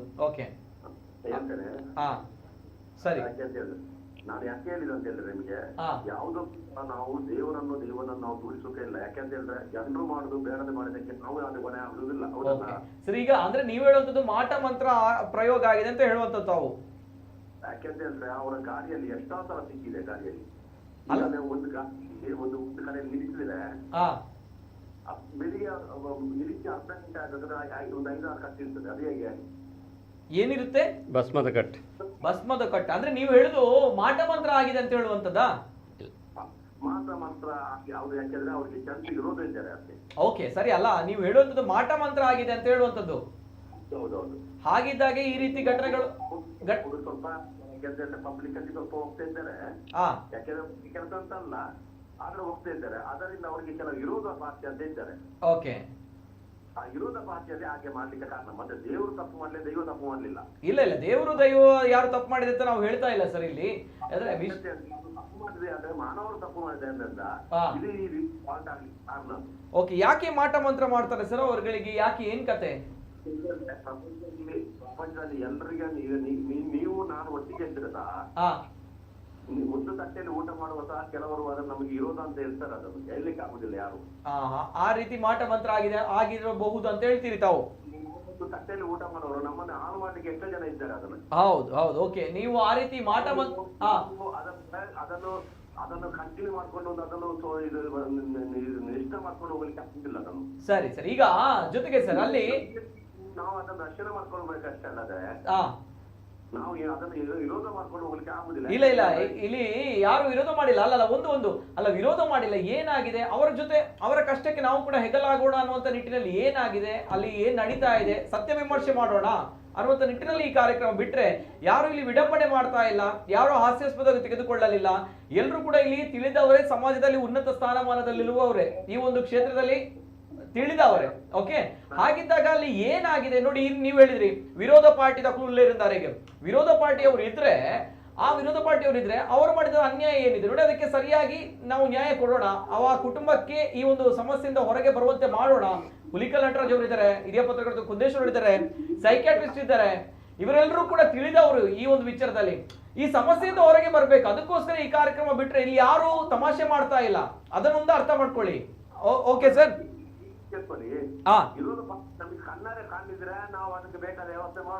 ಸರಿ, ಮಾಡೋಣ. ನೋಡಿ, ಹುಲಿಕಲ್ ನಟರಾಜ್ ಅವರು ಇಂತ ಅದೆಷ್ಟೋ ಪ್ರಕರಣಗಳನ್ನ ಭೇದಿಸವರು. ಅವ್ರಿಗೆ ಗೊತ್ತಾಗಿದೆ ಕೂಡ. ಮೊನ್ನೆ ಆಗಿದೆ ಬಟ್ಟೆರಟ್ಟು ನೀಚೆ ಬರುವಾಗ ನಮ್ಮ ಬಟ್ಟೆರಟ್ಟು ಗೊತ್ತದಲ್ಲ ನಿಮಗೆ? ಹೌದು, ಗೊತ್ತುಂಟು ಸರ್. ನೀಚದ 3 ಹುಡುಗರು ಬರುವಾಗ ಒಂದು ಬ್ರಹ್ಮರಕ್ಷ ಸಿಕ್ಕಿದೆ. ಎಲ್ಲಿ? ಫುಲ್ ವೈರಲ್ ಹಾಕಿದ್ದಾರೆ. ನೀವು ಮೂಡಬಿದ್ರೆ ಕತೆ ಹೇಳುವಂತದ್ದು? ಮೂಡಬಿದ್ರೆದಲ್ವಾ? ಅಂತ ಅವರನ್ನು ಬಚಾವ್ ಮಾಡಿದೆ ಅವರು ದೇವರು. ದೇವರು. ಓಕೆ, ಮೂಡಬಿದ್ರೆ ಹೇಳುವಂತದಲ್ಲ ತಾವು? ಹೌದೌದು. ಓಕೆ, ಸರಿ, ಗೊತ್ತಾಯ್ತು ಸರ್. ನಮ್ಮ ಕಾಂತಿ ಬೈಲಂತ ಭಟ್ರು ಪ್ರಶ್ನೆ ಹಾಕಿದ್ದಾರೆ. ಹಾ, ಅವರು ಏನಂತ ಹೇಳಿದ್ರು, ನಿಮ್ಮ ದೇವರು ಬಚಾವ್ ಮಾಡಿದ್ದಾರೆ ಅಂತ ಹೇಳಿದ್ದಾರೆ, ಇಲ್ಲ ನೀವು ಖಾಲಿ ಆಗುದು ಅಂತ ಹೇಳಿದ್ರು. ಹೌದಲ್ಲ? ಹೌದು, ಕರೆಕ್ಟ್ ಕರೆಕ್ಟ್ ಕರೆಕ್ಟ್. ಈಗ ಆದ್ರೆ ಜನರು ಮಾಡಿದ ತಪ್ಪಾದ್ರೆ ನಾವು ದೇವರ ಹತ್ರ ಹಾಕ್ಲಿಕ್ಕೆ ಆಗುದಿಲ್ಲಲ್ಲ. ಸರಿ, ಈಗ ಸರಿ, ಈಗ ಈ ಒಂದು ಪ್ರಕರಣದಲ್ಲಿ ಸರ್ ಅಲ್ಲಿ ಮೊಬೈಲ್ ಅಲ್ಲಿ ಒಂದು ಫೋಟೋ ಸಿಕ್ಕಿತ್ತಲ್ವಾ, ಪ್ರೇತಾತ್ಮದ ಹೇಳುವಂತ ಒಂದು ಫೋಟೋ, ಆ ಬಗ್ಗೆ ಏನ್ ಹೇಳ್ತೀರಾ ಸರ್? ಅದು ಹೇಗ್ ಸಿಕ್ತು, ಅದು ಏನ್ ಕತೆ ಅನ್ನೋದು, ಅದು ಫೋಟೋ ಬಗ್ಗೆ ಏನ್ ಹೇಳ್ತೀರಿ? ಅಂದ್ರೆ ತಾವು ಸ್ಥಳೀಯರಲ್ವಾ? ಒಂದು ಬೇಸರ ಮಾಡಬೇಡಿ, ಹೇಳಿ ಸರ್. ನಾನು ಆ ಪಟನ್ ಎಲ್ಲಾರ ನೋಡ್ಲಿಲ್ಲ, ನಾನು ನೋಡಿದ್ದೆ, ನಾನು ಹೇಳಿದ್ದೇನೆ ಈಗ. ಹಲೋ, ಹೌದು, ಅಲ್ಲಿ ಇದೆ ಸರ್, ನಮ್ಮಲ್ಲಿ ಫೋಟೋ ಇದೆ, ನಾವು ಹಾಕಿದ್ದೇವಲ್ಲ ಸರ್ ಅದೇ ಮೊಬೈಲ್ ಅಲ್ಲಿ. ಆ ಫಸ್ಟ್ ಫೋಟೋ ಬಂದದ್ದು ನೀವು ಬೇಕಾದ್ರೆ ಫೋಟೋ ಯಾರ ಹತ್ರ ಬೇಕಾದ್ರೆ ಕೇಳಿ, ಎಲ್ಲಿ ಬೇಕಾದ್ರೆ ನೋಡಿ, ನಿಮಗೆ ಗೊತ್ತಾಗ್ತದೆ, ಎಲ್ಲಿ ನಿಮ್ಮ ಮೇಲಿಂದ ಚೆಕ್ ಮಾಡಿ. ಆ ಫೋಟೋ ಫಸ್ಟ್ ಬಂದದ್ದು ನನ್ನ ಮೊಬೈಲಿಗೆ, ಇದೇ ನಂಬರ್ಗೆ, ಇದೇ ಮೊಬೈಲಿಗೆ. ಈ ಜನ ತನಿಖೆ ಮಾಡಿದ್ರೆ ಗೊತ್ತಾಗ್ತದೆ. ಅವಾಗ ಹೇಳಿದ್ದು ಅಲ್ಲ, ಒಂದು ಜಸ್ಟ್ ಒಂದು ಎಂತರ ಪಾತಾಳದಾಗೆ ಆಯ್ತು, ಪಾತಾಳದಾಗೆ ಆಯ್ತು, ನಾನು ಕ್ಲಿಕ್ ಮಾಡಿದೆ, ಕ್ಲಿಕ್ ಮಾಡುವಾಗ ಈ ಫೋಟೋ ಬಂತು. ಆ ಫೋಟೋ ಬಂದು ನನಗೆ ನೋಡುವಾಗ ನನಗೆ ನಂಬಲಿಕ್ಕೆ ಆಗ್ಲಿಲ್ಲ. ಫೋಟೋ ನಾನು ಕೇಳಿದೆ, ಇದು ಎಂತ? ನಾನು ಆವಾಗಲೇ ನನ್ನ ಗ್ರೂಪಿಗೆ ಹಾಕಿದ್ದೇನೆ, ಗ್ರೂಪ್ ಅಲ್ಲಿ ಮಾಡಿದ್ರೆ ನನಗೆ ಆವಾಗಲೇ ಫೋನ್ ಬರ್ಲಿಕ್ಕೆ ಶುರುವಾಗಿದೆ. ನನ್ನ ಗ್ರೂಪ್ ಇಂದಾನೇ ಈ ನಿಮ್ಮ ಚಾನಲ್ಗೆ ಸಿಗ್ಲಿಕ್ಕೆ ಕಾರಣ. ಓಕೆ ಓಕೆ ಓಕೆ, ಅಂದ್ರೆ ಫಸ್ಟ್ ಈ ಜನ ತನಿಖೆ ಮಾಡಿದ್ರೆ ಓಕೆ, ಫಸ್ಟ್ ಅಂದ್ರೆ ನಿಮ್ಮ ತನಿಖೆ ಮಾಡಿ, ಈ ಫೋಟೋ ಫಸ್ಟ್ ಯಾರಿಗೆ ಬಂದದನ್ನು ತನಿಖೆ ಮಾಡಿ, ಫಸ್ಟ್ ಬಂದಿದ್ರೆ ಅದು ನನಗೆ ಬಂದಿರುತ್ತೆ. Okay okay okay okay okay, ನಿಮ್ಗೆ ಬಂದಿರುತ್ತೆ. ಅಂದ್ರೆ ಅವರು ತೆಗೆದು ನಿಮ್ಗೆ ಕಳಿಸಿದ್ರ ಈ ಫೋಟೋವನ್ನ? ಅವರಿಗೆ ಯಾಕಂದ್ರೆ ಅವರಿಗೆ ದೊಡ್ಡ ಹೆಲ್ಪ್ ಲೈನ್ ಕೈ ನಾನು. ಓಕೆ, ಫೋನ್ ಮಾಡಿದ್ರು, ಸರಿ. ಎಂತ ರಾತ್ರಿ ಮಗಳು ಇಲ್ಲಿ ಬರೀತಾ ಇದ್ದಾರೆ, ನನಗೆ ಎಂತ ಒಂದು ಪಾತ್ರದಾಗೆ ಜಸ್ಟ್ ಒಂದು ಕ್ಲಿಕ್ ಮಾಡಿದ್ದು, ಒಂದು ಫೋಟೋ ಬಂತು. ನಾನು ಫೋಟೋ ನೋಡುವಾಗ ಎಂತ ಅದು ಫುಲ್ ಕಪ್ಪೆ ಉಂಟು, ನನಗೆ ಸಹ ಕಾಣುದಿಲ್ಲ. ನೋಡುವಾಗ ಬ್ಲಾಕ್ ನೋಡುವಾಗ ನೋಡ್ತೇನೆ, ನನಗೆ ಸಹ ಒಂದು ಎಂತ ಇದು ಫೋಟೋ, ನಾನು ನಂಬಲಿಕ್ಕೆ ಸಾಧ್ಯ ಇಲ್ಲ. ಓಕೆ ಓಕೆ ಓಕೆ, ನೋಡಿ, ಓಕೆ, ಸರಿ ಸರಿ ಸರ್. ಈಗ ಅಲ್ಲಿ ಅವರಿಗೆ ಏನಾದ್ರು ಸಮಸ್ಯೆ ಆಗಿದೆಯಾ? ಅಂದ್ರೆ ಇವರಿಗೆ ಉಸಿರುಗಟ್ಟಿಸುವಂತ ಸಮಸ್ಯೆ ಆಗಿದೆ ಬಿಟ್ರೆ ಅವರಿಗೆ ಅದು ಸಮಸ್ಯೆ 3 ತಿಂಗಳಿಂದಲೇ ಅಲ್ಲಿರುವ ತುಂಬಾ ಸಮಯದಿಂದ ಉಂಟು. ನೋಡ್ತಾರೆ, ಅದು 3 ತಿಂಗಳಲ್ಲ, ಅದರ 1 ವರ್ಷ ಕಲಿತವ್ರೆ, ಅವರ ಮಿಸಸ್ ಹುಷಾರಿಲ್ಲ. ಓಕೆ, ಈಗ ಬರ್ತೀನಿ ಸರ್. ಹುಲಿಕಲ್ ಸರ್ ಇದ್ದಾರೆ, ಹುಲಿಕಲ್ ನಟರಾಜ್ ಅವರ ಬಗ್ಗೆ ಗೊತ್ತಿರ್ಬೋದು ತಮ್ಗೆ ಅಲ್ವಾ ಸರ್? ಅವರು ನಿಮ್ಮ ಹತ್ರ ನೇರವಾಗಿ ಒಂದು ಪ್ರಶ್ನೆನ ಕೇಳ್ತಾರೆ. ಎಸ್ ಸರ್, ಏನೋ ಪ್ರಶ್ನೆ ಇದೆಯಾ ಸರ್ ಹುಲಿಕಲ್ ಸರ್ ತಮ್ಮಲ್ಲಿ ಅವರಲ್ಲಿ? ಅಲ್ಲಲ್ಲ, ಆಕೆ ಆ ಮನೆಯಲ್ಲಿ ಒಬ್ಬ ಗಂಡ ಹೆಂಡತಿ ಇದಾರೆ, ಪ್ಲಸ್ 2 ಹೆಣ್ಣು ಮಕ್ಕಳಿದ್ದಾರೆ. ತಾಯಿ ನನ್ನ ಜೊತೆ ಮಾತನಾಡಿದ್ರೆ ಆ ಮಾತನಾಡುವ ಬಿಹೇವಿಯರ್ ಮತ್ತು ಅವರ ವಾಯ್ಸ್ ಅಲ್ಲೇ ನಾವು ಒಂದಿಷ್ಟು ಸಮಸ್ಯೆಗಳಿಗೆ ಪರಿಹಾರ ಕಂಡಿರ್ಬೋದು. ಈಗ ನಾವು ನೀವು ಮಾತನಾಡ್ತೀವಿ, ಅವ್ರು ಯಾರೋ ಮಾತಾಡ್ತಾರೆ, ಇಲ್ಲಿ ಸಮಸ್ಯೆಯನ್ನ ಬಗೆಹರಿಸೋಣ ಅನ್ನೋದ್ರ ಬಗ್ಗೆ ಯೋಚನೆ ಮಾಡ್ತಾ ಇಲ್ಲ. ಆ ಮನೆಯಲ್ಲಾಗುವ ನಿಜವಾದ ಸಮಸ್ಯೆಯನ್ನ ಬಗೆಹರಿಸಬೇಕಾಗಿರೋದು ನಮ್ಮೆಲ್ಲರ ಆದ್ಯ ಕರ್ತವ್ಯ. ಆ ತಾಯಿ ಮಾತನಾಡ್ಲಿಕ್ಕೆ ಸಾಧ್ಯ ಆಗತ್ತಾ? ಓಕೆ ಓಕೆ, ತಾಯಿ ಮಾತಾಡ್ಲಿಕ್ಕೆ ಸಾಧ್ಯ ಆಗುತ್ತಾ ಅಂತ ಕೇಳ್ತೀರಾ ಅಲ್ವಾ ಸರ್? ಹೌದು. ಬಟ್ ಇವರುಗಳೆಲ್ಲ ನೋಡಿದ್ದಾರೆ, ಇವರುಗಳ ಮೊಬೈಲ್ಗೆಲ್ಲ ಸಿಕ್ಕಿದೆ ಅಂತ ಹೇಳ್ತಾರಲ್ಲ ಸರ್, ಅದ್ರ ಬಗ್ಗೆ ನೀವೇನ್ ಹೇಳ್ತೀರಿ? ನೋಡಿ, ಇದೊಂದೇ ಅಲ್ಲ, ಈ ಕುಟುಂಬದ್ದೇ ಇಮೇಜ್ ಸಿಗುತ್ತೆ ಅಂತ ಅಲ್ಲ, ಇವತ್ತು ಆರ್ಟಿಫಿಷಿಯಲ್ ಇಂಟೆಲಿಜೆನ್ಸ್ ಬಂದಿದೆ, AI ಬಂದಿದೆ. ಹೌದು, ಬಟ್ ಅವರಿಗೆ ನಮ್ಮ ಮೊಬೈಲ್ ಅಲ್ಲಿ ನೀವೇನು ಅನ್ಕೊಳ್ಬೇಡಿ, ನೀವೇ ಇವತ್ತು ಪರೀಕ್ಷೆ ಮಾಡಿ, ಒಂದಿಷ್ಟು ಲೈಟ್ ಆಫ್ ಮಾಡ್ಕೊಳ್ಳಿ. ಆಗ ಯಾವ್ಯಾವ ಇಮೇಜ್ ಬಿಲ್ಡ್ ಆಗ್ತವೆ, ಹೆಂಗ್ ಬರ್ತವೆ, ಮನಸ್ಸಿನಂತೆ ಮಾದೇವ ಅಂತ ಹೇಳಿ ಕರಿತೀವಿ. ಇವತ್ತು ನೆನ್ನೆ ಯಾರು ಊಟ ಮಾಡ್ತಿದ್ರಂತೆ ದಾಬಾದಲ್ಲಿ, ಹಿಂದ್ಗಡೆ ಬಂದು ನಿಂತ್ಕೊಂಡ್ಬಿಡ್ತಂತೆ. ದೊಡ್ಡಾಲ್ಮರದ ಹತ್ರ ಯಾರೋ ಫೋಟೋ ತೆಗಿತಾ ಇದ್ರಂತೆ, ಫೋಟೋ ತೆಗಿತಾ ಇದ್ದ ಹಿಂದ್ಗಡೆ ಯಾರೋ ನಿಂತಿದ್ರಂತ ನೋಡ್ಬಿಟ್ಟು ಎದ್ರಿಕೊಂಡು ಸತ್ತು ಹೋಗ್ಬಿಟ್ನಂತೆ. ಆಮೇಲೆ ಅಲ್ಲಿ ಎಂತದು ಏರ್ಪೋರ್ಟ್ ಹತ್ರ ಕ್ರಾಶ್ ಆಗಿ ಅಲ್ಲಿ ಒಂದು 30-40 ಜನ ಸತ್ತಾಗ ಅವರೆಲ್ಲ ದೆವ್ವಗಳಾಗ್ಬಿಟ್ಟಿದ್ರಂತೆ, ಭೂತಗಳಾಗಿದ್ರಂತೆ, ಹೋಗಿ ಗಾಡಿಗಳನ್ನ ಇಟ್ಕೊಡ್ತಾರೆ ಅಂತ ಆ ಮಶಾನದಲ್ಲಿ ಮಲಗಿ ಬಂದಿದ್ದೀನಿ. ಎಲ್ಲೆಲ್ಲಿ ದೆವ್ವಗಳಿವೆ ನೋಡಿ ಬಿಡೋಣ ಅಂತ ಮಲಗಿ ಬಂದಿದ್ದೀನಿ. ಎಲ್ಲೆಲ್ಲಿ ದೆವ್ವ ಮೇಲೆ ಪಿಶಾಚಿ ಕೂಗುತ್ತೆ ತೆಂಗಿನ ಮರದ ಮೇಲೆ ಇರೋದನ್ನ ನಿಮ್ಮ ಸುತ್ತಮುತ್ತಲೇ ಕಂಡಿಡ್ದು ಬಂದಿದ್ದೀನಿ. ಕಾಣದ ದೆವ್ವಗಳು, ಪ್ರೇತಾತ್ಮಗಳು ನನಗೆ ಇಲ್ಲಿವರೆಗೂ ಕಂಡಿಲ್ಲ. ನಿಜವಾಗ್ಲೂ ಈಗೊಂದು ನಿಮ್ಮ ಚಾನೆಲ್ ಮುಖಾಂತರ ನಾನು ಮನವಿ ಮಾಡ್ಕೊಳ್ತೇನೆ, ವಾಮಾಚಾರ ನಡೆಯುತ್ತೆ ಆ ಮನೆಗಾದ್ರೆ ನನ್ನ ಮೇಲೆ ಮಾಡಿ. ವಾಮಾಚಾರ ಮಾಟ ಮಂತ್ರ ಆಗಿದೆ ಆ ಮನೆಗೆ ಅಂದ್ರೆ ಪಾಪ ಬಡವರು ಅವ್ರ ಮೇಲೆ ಯಾಕೆ ಮಾಡ್ಬೇಕು? ಅಮಾಯಕರು ಅವ್ರ ಮೇಲೆ ಯಾಕೆ ಮಾಡ್ಬೇಕು? ನನ್ನ ಮೇಲೆ ಮಾಡಕ್ಕೆ ಹೇಳಿ, ನಾನು ರೆಡಿಯಾಗಿದ್ದೀನಿ. ಸುಮ್ಮನೆ ಮಾತಾಡೋದ್ರಿಂದ ಪ್ರಯೋಜನ ಇಲ್ಲ. ಆಪ್ತ ಸಮಾಲೋಚನೆ ಮಾಡಿದ್ರೆ ನಿಜವಾದ ಪರಿಹಾರ ಸಿಗತ್ತೆ. ಇಲ್ಲಿ ಏನಾಗಿದೆ ಅಂದ್ರೆ ನಡೆದಿರೋದು ನಿಜವಾದ ಘಟನೆಯ ಯಾರು ಇಲ್ಲ. ನಾನೊಂದು ಸಣ್ಣದು ಹೇಳ್ತೇನೆ. ಒಂದು ಟಿವಿನಲ್ಲಿ ಇದಕ್ಕಿದ್ದಂಗೆ ಬೆಂಕಿ ಹೊತ್ಕೊಳ್ತಾ ಇದೆ, ಅಲ್ಲಿ ಬೆಂಕಿ ಹೊತ್ಕೊಳ್ತಾ ಇದೆ ಅಂತ ಹೇಳಿ ನಾನು ಡಿಬೇಟಿಗೆ ಕರೆದ್ರು. ಒಂದು ಟಿವಿನಲ್ಲಿ ಕೂತ್ಕೊಂಡು ಹೇಳಿ ಅವರು ಇನ್ನೊಬ್ರು ಮತ್ತೊಬ್ರು ಏನೇನೋ ಹೇಳ್ತಾ ಇದ್ರು. ನಾನು ಹೇಳಿದೆ ಏನು ಮಾಡ್ಬೇಡಿ, ಯಾವ್ರನ್ನೂ ಕರ್ಸ್ಬಿಡಿ, ನಾನು ಬರ್ತೀನಿ ಅಂತ. ನಾನು ಹೋದ್ ತಕ್ಷಣನೇ ಬೆಂಕಿ ಹತ್ಕೊಳ್ತು. ತಹಸೀಲ್ದಾರ್ ಹೇಳ್ತಾ ಇದ್ರು, DC ಹೇಳ್ತಾ ಇದ್ರು, SP ಹೇಳ್ತಾ ಇದ್ರು, ಸರ್ ಬೆಂಕಿ ಹಾಕ್ಸ್ಬಿಡೋಣ ಅಂತ.